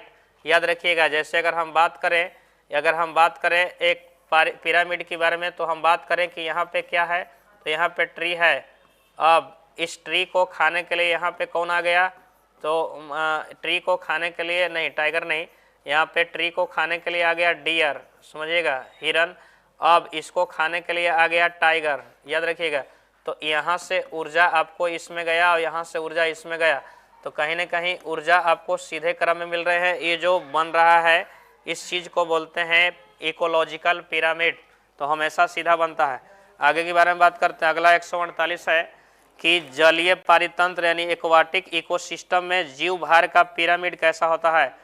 तो जलीय पारितंत्र में, अच्छा ऑप्शन और नीचे होगा, चलो स्क्रॉल करके देखते हैं फिर आगे। अगला है कि जलीय पारितंत्र, याद रखिए एक्वाटिक इकोसिस्टम में जीव भार का पिरामिड कैसा होता है। याद रखिए इकोसिस्टम यानी कि जो वर्ड दी गई थी वो 1935 में एक साइंटिस्ट आए थे जिनका नाम था एजी टांसले, समझिएगा। तो जलीय पारितंत्र के बारे में बात करें तो पिरामिड कैसा होगा, तो जलीय पारितंत्र में पिरामिड बताइएगा हमेशा सीधा, ऑल राइट जो है ना वो ऑलरेडी अपराइट होता है, या फिर हमेशा उल्टा इन्वर्टेड होगा, या स्पिंडल के आकार का, या फिर अनियमित? क्या हो सकता है इसका आंसर बताइएगा, जल्दी से इस क्वेश्चन का जवाब दीजिएगा। तो चलिए मैं बताता हूँ। याद रखिए, जलीय पारितंत्र एक्वाटिक इकोसिस्टम में जीव भार का यानी कि बायोमास का पिरामिड हमेशा देखा जाता है कैसा, तो हमेशा उल्टा देखा जाता है। याद रखिएगा, जैव भार का पिरामिड अगर हम बात करें जलीय पारितंत्र में उल्टा होगा, स्थलीय पारितंत्र में याद रखिएगा सीधा होगा। जैव भार बायोमास का पिरामिड जो है वो जलीय पारितंत्र के लिए हमेशा और हमेशा क्या होगा, तो उल्टा होता है, इन्वर्टेड होगा। Option B is the right answer हो जाएगा। अगले सवाल की तरफ बढ़ जाते हैं और अगले सवाल देखिए, सवाल नंबर 149 की तरफ बढ़ते हैं। 149 देखिए सवाल है कि जैव विविधता के मुख्य रूप से कितने स्तर होते हैं, बताइएगा। जैव विविधता के लिए कितने स्तर होते हैं, 2, 3, 4, 5? बड़ा इजी सवाल है, बताइएगा क्या आंसर होगा। देखो, जैव विविधता जिसको बोलते हैं बायोडाइवर्सिटी, और बायोडाइवर्सिटी याद रखिएगा कितने तरह का होता है बता सकते हो, तो बायोडाइवर्सिटी 3 तरह के होता है। याद रखिएगा, जातीय विविधता, पारिस्थितिक विविधता और देखने को मिलता है अनुवांशिक विविधता। तो बताइएगा जैव विविधता के मुख्य रूप से कितने स्तर है, कितने लेवल देखने को मिलेगा, 2, 3, 4, 5? कितने हो सकते हैं बताइएगा। तो 3, अभी अब मैंने जो आपको बताया स्तर यानी वही टाइप्स, तो 3 प्रकार के देखने को मिलते हैं। अगला है 150 है, एक ही प्रजाति के भीतर जीनों की विविधता क्या कहलाती है। तो जब एक ही प्रजाति है उसके अंदर जो जीन है उस जीन में अगर डिफरेंट देखने को मिल रहा है तो इस चीज को बोलते हैं अनुवांशिक विविधता, जेनेटिक डाइवर्सिटी। याद रखिएगा, तो option C is the right answer हो जाएगा। आगे के बारे में बात करते हैं। 151 है, 151 बताइएगा क्या हो सकता है। 151 क्या हो सकता है, पृथ्वी पर सबसे अधिक जातीय समृद्ध यानी स्पेशल स्पीसीज रिचनेस कहाँ पाई जाती है बताइएगा। ध्रुवीय क्षेत्र में, या शीतोष्ण क्षेत्र में, या उष्ण कटिबंधीय क्षेत्र में, या फिर मरुस्थलीय क्षेत्र में? बताइएगा पृथ्वी पर सबसे अधिक जातीय समृद्धि यानी कि सबसे अधिक जाति कहाँ मिलेंगे। तो आपको पता होगा कि अगर हम बात करें ध्रुवीय प्रदेश की, यहाँ हम बात करें अगर एक ग्लोब पर अगर 3 रेखाओं को हम गुजारे तो बीच में गुजरता है, याद रखिएगा, एक 0 डिग्री चैनल जिसको बोलते हैं इक्वेटर, ओकरे कहते हैं भूमध्य रेखा। अब भूमध्य रेखा पर पता है कि सूर्य की किरणें सालों भर कैसे पड़ते हैं, लंबवत, जिसके वजह से वहाँ पे अधिक गर्मी और अधिक क्या मिलेगी, तो वर्षा। तो अधिक ताप और अधिक वर्षा वाले क्षेत्र में अधिक पेड़ पौधे का विकास होता है और वहाँ पर घना जंगल बनेगा, तो कहीं न कहीं वहाँ पे जीव जंतु की संख्या अधिक मिलेंगे, यानी कि संख्या अधिक मिलेगा तो जीवों की जातियाँ होंगी, यानी कि जातीय समृद्धि देखने को मिलेगा। तो आंसर क्या हो सकता है, तो उष्ण कटिबंधीय क्षेत्रों में। Option C is the right answer हो जाएगा। बताइएगा क्या देखने को मिलेगी यहाँ पे, उष्ण कटिबंधीय क्षेत्र। बहुत बढ़िया, ऑप्शन सी। अगले सवाल की तरफ बढ़ जाते हैं। अगला सवाल नंबर है 152 है, जैसे जैसे हम विषुवत रेखा से ध्रुव की ओर बढ़ते हैं, बताइएगा विषुवत रेखा से कहाँ बढ़ रहे हैं, ध्रुव की ओर। विषुवत रेखा यानी 0 डिग्री, याद रखिएगा, बीच में जिसको बोलते हैं भूमध्य रेखा। तो मान लीजिए कि ये एक ग्लोब है, इस ग्लोब पे 3 रेखा को गुजारे हुए हैं, ऊपर में कर्क, बीच में विषुवत, नीचे में मकर। तो बताइएगा अगर हम यहाँ से बढ़ के जा रहे हैं ऊपर की तरफ, और ऊपर की तरफ कुछ है पोल है नॉर्थ पोल, नीचे की तरफ कुछ है तो साउथ पोल। तो याद रखिएगा बीच में है क्या, तो बीच में है इक्वेटर, और हम इक्वेटर से जा रहे हैं कहाँ। तो सवाल है आपका कि जैसे जैसे हम विषुवत रेखा से ध्रुव की ओर, मान लीजिए किसी भी ध्रुव की ओर जाइए आप, चाहे नीचे में साउथ की तरफ चले जाइए साउथ पोल में, चाहे ऊपर की तरफ आप नॉर्थ पोल में चले जाइए, तो बढ़ते हैं तो जातीय विविधता पर क्या प्रभाव पड़ता है। तो याद रखिएगा जैसे जैसे ऊपर की ओर बढ़ेंगे ना तो सूर्य की किरणें यहाँ लंबवत ना पड़ के तिरछा पड़ेगा, जिसकी वजह से यहाँ पे अधिक टेम्परेचर नहीं होगी और यहाँ पर जीवों की जातीय विविधता का मान जो है वो घटता है, इसलिए option C is the right answer हो जाएगा, घटती है। आगे के बारे में बात करते हैं। अगला सवाल है कि जैव विविधता की क्षति के लिए सबसे महत्वपूर्ण कारण क्या है, जिसे बुराई का चौकड़ी, याद रखिएगा एविल क्वार्टर यानी बुराई का चौकड़ी में शामिल किया जाता है। बड़ा बढ़िया सवाल है, याद रखिएगा जैव विविधता की क्षति के लिए सबसे महत्वपूर्ण कारण का है जिसे बुराई का चौकड़ी यानी कि एविल क्वार्टर में शामिल किया जाता है। अतिदोहन या विदेशी जाति का आक्रमण या आवास क्षति एवं विखंडन या सह विलुप्ति। तो याद रखिएगा हैबिटेट लॉस एंड फ्रेगमेंटेशन अगर होगा ना तो बहुत ज़्यादा जीवों पर जो है ना वो इफेक्ट पड़ेगा। तो option C is the right answer हो जाएगा। आगे के बारे में बात करते हैं। अगला सवाल आपके सामने है, सवाल नंबर है 154। 154 सवाल देखिएगा क्या है, 154 सवाल देखिए क्या है। सवाल है कि IUCN जिसको बोलते हैं international union for conservation of nature, याद रखिएगा ना, नेचुरल रिसोर्स IUCN समझिएगा, के अनुसार पौधा और जानवरों की संकटग्रस्त प्रजाति को किस पुस्तक में सूचीबद्ध किया गया है। तो याद रखिएगा IUCN ने एक पुस्तक दिया है और उस पुस्तक का नाम है रेड डाटा बुक, जिसको बोलते हैं लाल सूची। तो रेड डाटा बुक याद रखिएगा, जेकरा में संकटग्रस्त प्रजाति के नाम दर्ज आता है। और सबसे पहले याद रखिएगा रेड डाटा बुक में एक पक्षी का नाम शामिल किया गया था जिसका नाम है डोडो, जो मॉरिशस में पाई जाने वाली पक्षी थी जो विलुप्त हो गया। ऑस्ट्रेलिया से याद रखिएगा समुद्री गाय जो है वहां से वो विलुप्त देखने को मिला है, याद रखिएगा थाइलेसिन देखने को मिला। फिर आगे बात करें, आगे देखो अब 155 भारत में जैव विविधता हॉटस्पॉट की संख्या कितनी है। तो भारत में जैव विविधता हॉटस्पॉट की संख्या कितने देखने को मिलता है बताइएगा कमेंट में। 155 पूरे जैव विविधता की संख्या पहले थी, याद रखिएगा हॉटस्पॉट की संख्या 25 थी, बाद में बढ़ के हुआ 34, फिर हुआ 36 और अभी है पूरा 38, जेकरा में भारत में अभी मिलते हैं 4 जैव विविधता, हिमालय, पश्चिमी घाट और श्रीलंका और इंडो बर्मा और सुडालैंड। तो याद रखिएगा अभी करंट में बात करें तो 4 होगा, आपकी किताब में 3 को देता है लेकिन करंट के बारे में बात करेंगे तो 4 होगा। आगे के बारे में बात करते हैं, अगला है स्वस्थानीय संरक्षण जिसको बोलते हैं इन सिटू कंजर्वेशन। तो इन सिटू कंजर्वेशन का उदाहरण कौन आएगा, वनस्पति उद्यान, राष्ट्रीय उद्यान, बीज बैंक या चिड़ियाघर। क्या आंसर हो सकता है बताइएगा। 156 क्वेश्चन का आंसर बताइएगा। तो याद रखिएगा नेशनल पार्क हो जाएगा राष्ट्रीय उद्यान। आपको पता है जिम कॉर्बेट नेशनल पार्क जो उत्तराखंड में पड़ता है, जहां पर संरक्षण किया जाता है बाघों का। आगे के बारे में बात करते हैं, आपने पढ़ा होगा गिर अभयारण्य, गिर अभयारण्य जो पड़ता है आपको कहाँ पे, तो गुजरात में, जहां पर शेर, एशियाई शेर, हाथी वगैरह का संरक्षण किया जाता है। आगे के बारे में बात करते हैं, फिर अगला बढ़ जाते हैं 157 देखो क्या है, कहता है कि भारत का प्रथम राष्ट्रीय उद्यान कौन सा है। तो बड़ा बढ़िया बात कह दिया जी, भारत का प्रथम राष्ट्रीय उद्यान कौन सा, याद रखिएगा फर्स्ट नेशनल पार्क ऑफ क्या इंडिया, भारत का प्रथम राष्ट्रीय कौन सा बताइएगा। तो भारत का प्रथम राष्ट्रीय उद्यान कौन सा, काजीरंगा, सुंदरबन, सुंदरबन कहाँ पड़ता है पश्चिम बंगाल में, सुंदरबन और जल्दापड़ा। जिम कॉर्बेट नेशनल पार्क याद रखिए उत्तराखंड में। गिर, गिर कहाँ पड़ता है, तो गिर पड़ता है आपका गिर, ग से गुजरात, याद रखिएगा। तो सबसे पुराना पूछ दिया, यानी कि प्रथम पूछ दिया है, तो प्रथम था वही Jim Corbett national park Uttarakhand वाला, जहाँ पे बाघ का संरक्षण किया जाता है। याद रखिएगा ये कहाँ मिलता है, तो याद रखना है उत्तराखंड में मिलता है। और यहाँ पर किसका संरक्षण किया जाता है, तो बाघ का संरक्षण किया जाता है। यहाँ पे जाके आप शिकार नहीं कर सकते हो, आप मार नहीं सकते हो। अगला है विश्व पर्यावरण दिवस। देखो सेट में आ गया ना क्वेश्चन, हम आपको पढ़ाए हैं दिवस वाला वीडियो, एकदम हर हाल में देखा करो आपको क्वेश्चन मिलेंगे हर एक सेट में। याद रखिए विश्व पर्यावरण दिवस तो 5 कुछ जून की जुलाई, तो 5 जून। आगे के बारे में बात करते हैं, फिर आगे के बारे में बात करते हैं। अगला सवाल बड़ा ही सुंदर सवाल है, अम्ल वर्षा जरा बोलते हैं एसिड रेन। याद रखिए अम्ल वर्षा जिसका पीएच मान 5.6 से कुछ रहेगा कम, तो 5.6 से कम पीएच मान वाले वर्षा को अम्ल वर्षा कहा जाता है। और अम्ल वर्षा का मुख्य कारण कुछ है, तो वायु प्रदूषण। और वायु में किसकी मात्रा बढ़ेगी तो अम्ल वर्षा होगा, तो SO2 और NO2 के बढ़ने से अम्ल वर्षा होता है। और SO2 NO2 है अगर तो टिक मार दीजिए, SO2 और NO2 option B is the right answer हो जाएगा।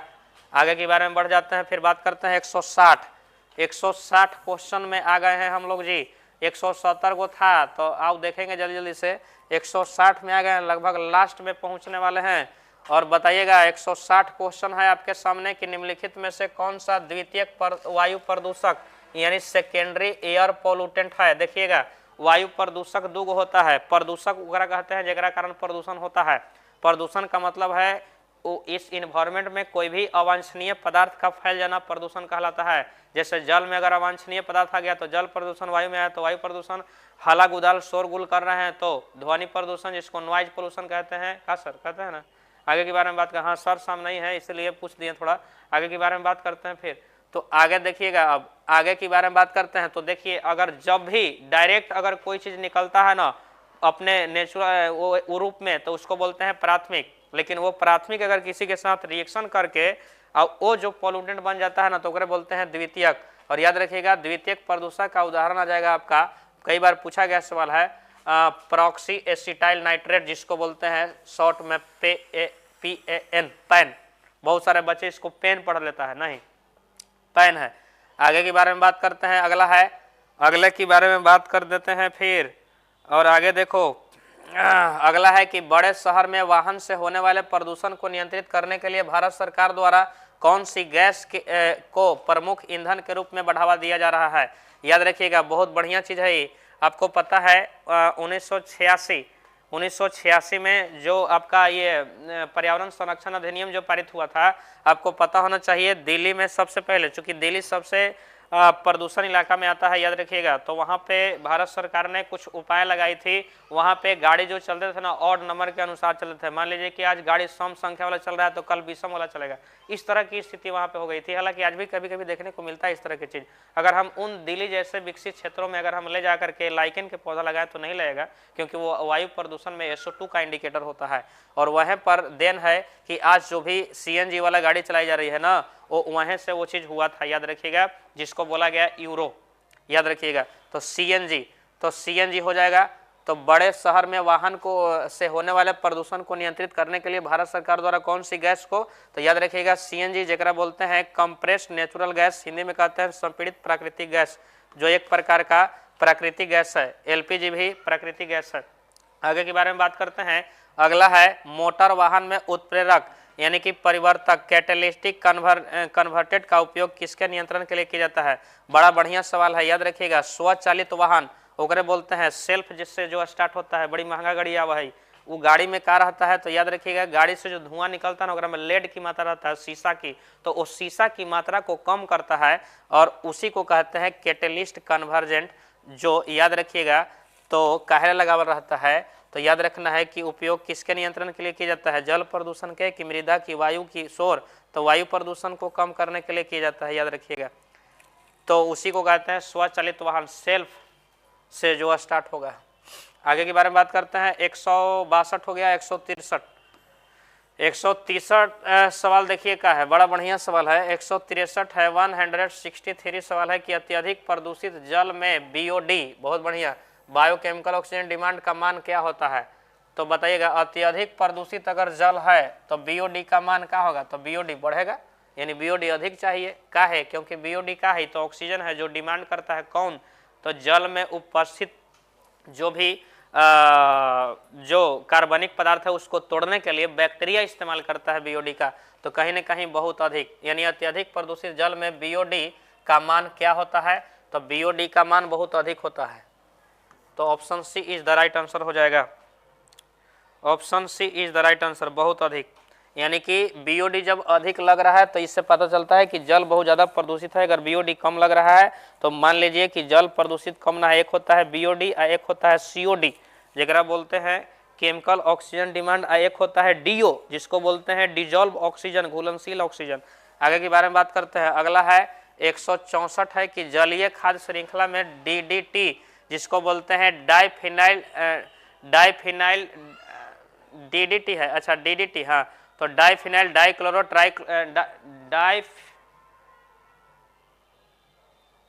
हाँ, तो याद रखिए डाइफिनाइल डाइक्लोरो ट्राइफिनाइल, हाँ, एथेन। अब थोड़ा सा बोलते बोलते थोड़ा सा बहुत ज़्यादा ये हो जा रहा है, तो बात करते हैं फिर DDT के बारे में। याद रखिएगा डाइक्लोरो डाइफिनाइल ट्राइक्लोरो इथेन, याद रखिएगा dichloro diphenyl trichloro ethane DDT। अगर DPT देता तो बोलते हैं डिप्थेरिया पर्टुसिस टिटनस। और याद रखना है कि जलीय खाद्य श्रृंखला में DDT, तो याद रखना है DDT कहीं ना कहीं का है, तो नॉन बायोडिग्रेडेबल है। याद रखिएगा DDT कभी सूक्ष्मजीव द्वारा अपघटित नहीं होता है, डिकम्पोज नहीं होता है। DDT हमारे शरीर में अंदर चला जाता है और कहीं ना कहीं इस चीज़ को बोलते हैं बायोमैग्निफिकेशन, हमारे जो क्षमता है ना उसको कम कर देता है। बात को समझिएगा। तो DDT की सांद्रता में लगातार वृद्धि क्या कहलाती है, तो याद रखिएगा DDT की सांद्रता में अगर लगातार वृद्धि हो रही है तो अभी हम बोलबे कि है बायोमैग्निफिकेशन, यानी जैव आवर्धन कहते हैं। तो याद रखिएगा option B is the right answer हो जाएगा।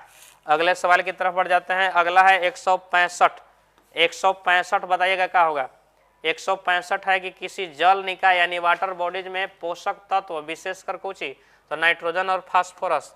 तो याद रखिएगा किसी जल निकाय यानी कोई वाटर बॉडीज है, कहीं जलीय क्षेत्र है और ओकरा में पोषक तत्व विशेषकर नाइट्रोजन और कुछ फास्फोरस की अति वृद्धि के कारण होने वाला प्राकृतिक काल प्रभावन कहलाता है। बड़ा बढ़िया सुंदर क्वेश्चन है। देखो क्वेश्चन है कि मान लीजिए कि कोई इलाका है जहां पर अधिक मात्रा में क्या है, तो अधिक मात्रा में याद रखिएगा कि फैक्ट्रियां हैं, तो उन फैक्ट्रियों से निकलने वाले क्या, तो जो पानी वगैरह है और उसमें नाइट्रोजन और फास्फोरस अब पानी में जाके मिल गया, तो कहीं ना कहीं वहाँ की जो जलाशय है ना, उस जलाशय जो है मान लीजिए तालाब है कहीं पे, तो उसकी जीवन काल कम हो जाएगी, उसमें अधिक मात्रा में क्या उग आएंगे, तो याद रखिएगा नाइट्रोजन फास्फोरस की मात्रा बढ़ेगी उस पानी में, तो ज़्यादातर शैवाल उगाएंगे, जलकुंभी उगाएगा और उससे होगा क्या कि शैवाल जलकुंभी खत्म होगा ना, तो वो तालाब मिट्टी में बदल जाएगा, माने वो जलीय क्षेत्र कहीं ना कहीं मृदा में बदल जाएगा और इस चीज़ को कहते हैं यूट्रोफिकेशन।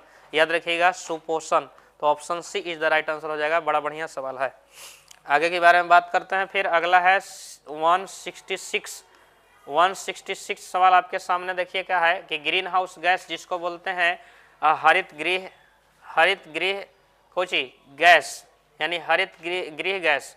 अब देखो तो ग्रीन हाउस गैस कौन सी है, तो ग्रीन हाउस गैस याद रखिएगा सब ग्रीन हाउस गैस है उपरोक्त सभी, CO2 भी है, CH4 भी है, N2O भी है, उपरोक्त सभी। तो लेकिन सबसे अधिक कौन होता है, तो CO2 सबसे अधिक कौन होगा, CO2 होगा। याद रखिएगा तो सबसे अधिक पूछता तब, लेकिन सब है इसलिए सब टिक मार देंगे ऑप्शन डी। अगला है ओजोन परत किस मंडल में पाई जाती है। याद रखिएगा पृथ्वी तल से अगर हम 50 किलोमीटर के ऊपर जाएंगे तो एक मिलेगा हमारा याद रखिएगा ये क्या बोलते हैं वायुमंडल की एक परत जेकरा नाम है समताप मंडल कहते हैं, स्ट्रेटोस्फेयर, वहीं पर मिलता है ऑक्सीजन के 3 परमाणुओं के मिलने से बनी हुई मोटी परत जेकरा नाम है ओजोन परत। तो option B is the right answer हो जाएगा समताप मंडल। लग रहा है 168 ओजोन परत के क्षरण यानी ओजोन डिप्लेशन के लिए मुख्य रूप से कौन सा पदार्थ जिम्मेवार है। तो याद रखिएगा ओजोन परत के क्षरण के लिए मुख्य रूप से लास्ट चैप्टर की ओर जा रहे हैं, चैप्टर नंबर 16 से ये सब सवाल है। हर चैप्टर से हमने सवाल को कवर किया था, इंपॉर्टेंट सवाल याद रखिएगा। और ओजोन परत के क्षरण अगर आप वीडियो देख रहे हैं तो उसको कहीं ना कहीं एक बार अपने दोस्त के पास शेयर जरूर कर दीजिएगा, ताकि इस सवाल से वो जो है ना आपके दोस्त वंचित न रह सकें। बोर्ड के लिए इंपॉर्टेंट सवाल है, याद रखिएगा। ओजोन परत के क्षरण के लिए मुख्य रूप से कौन सा, तो याद रखिएगा CFCS, इसको बोलते हैं क्लोरोफ्लोरोकार्बन। आगे के बारे में बात करते हैं। अगला है 169। चलो अब यही लास्ट सवाल मिलेगा 169 और 170, इतना ही आपको सवाल लाए थे 170 तक। देखिएगा 169 सवाल आपके सामने है कि भारत में चिपको आंदोलन याद आ रहा है, उत्तराखंड के गढ़वाल जिला जो महिलाओं द्वारा किया गया था।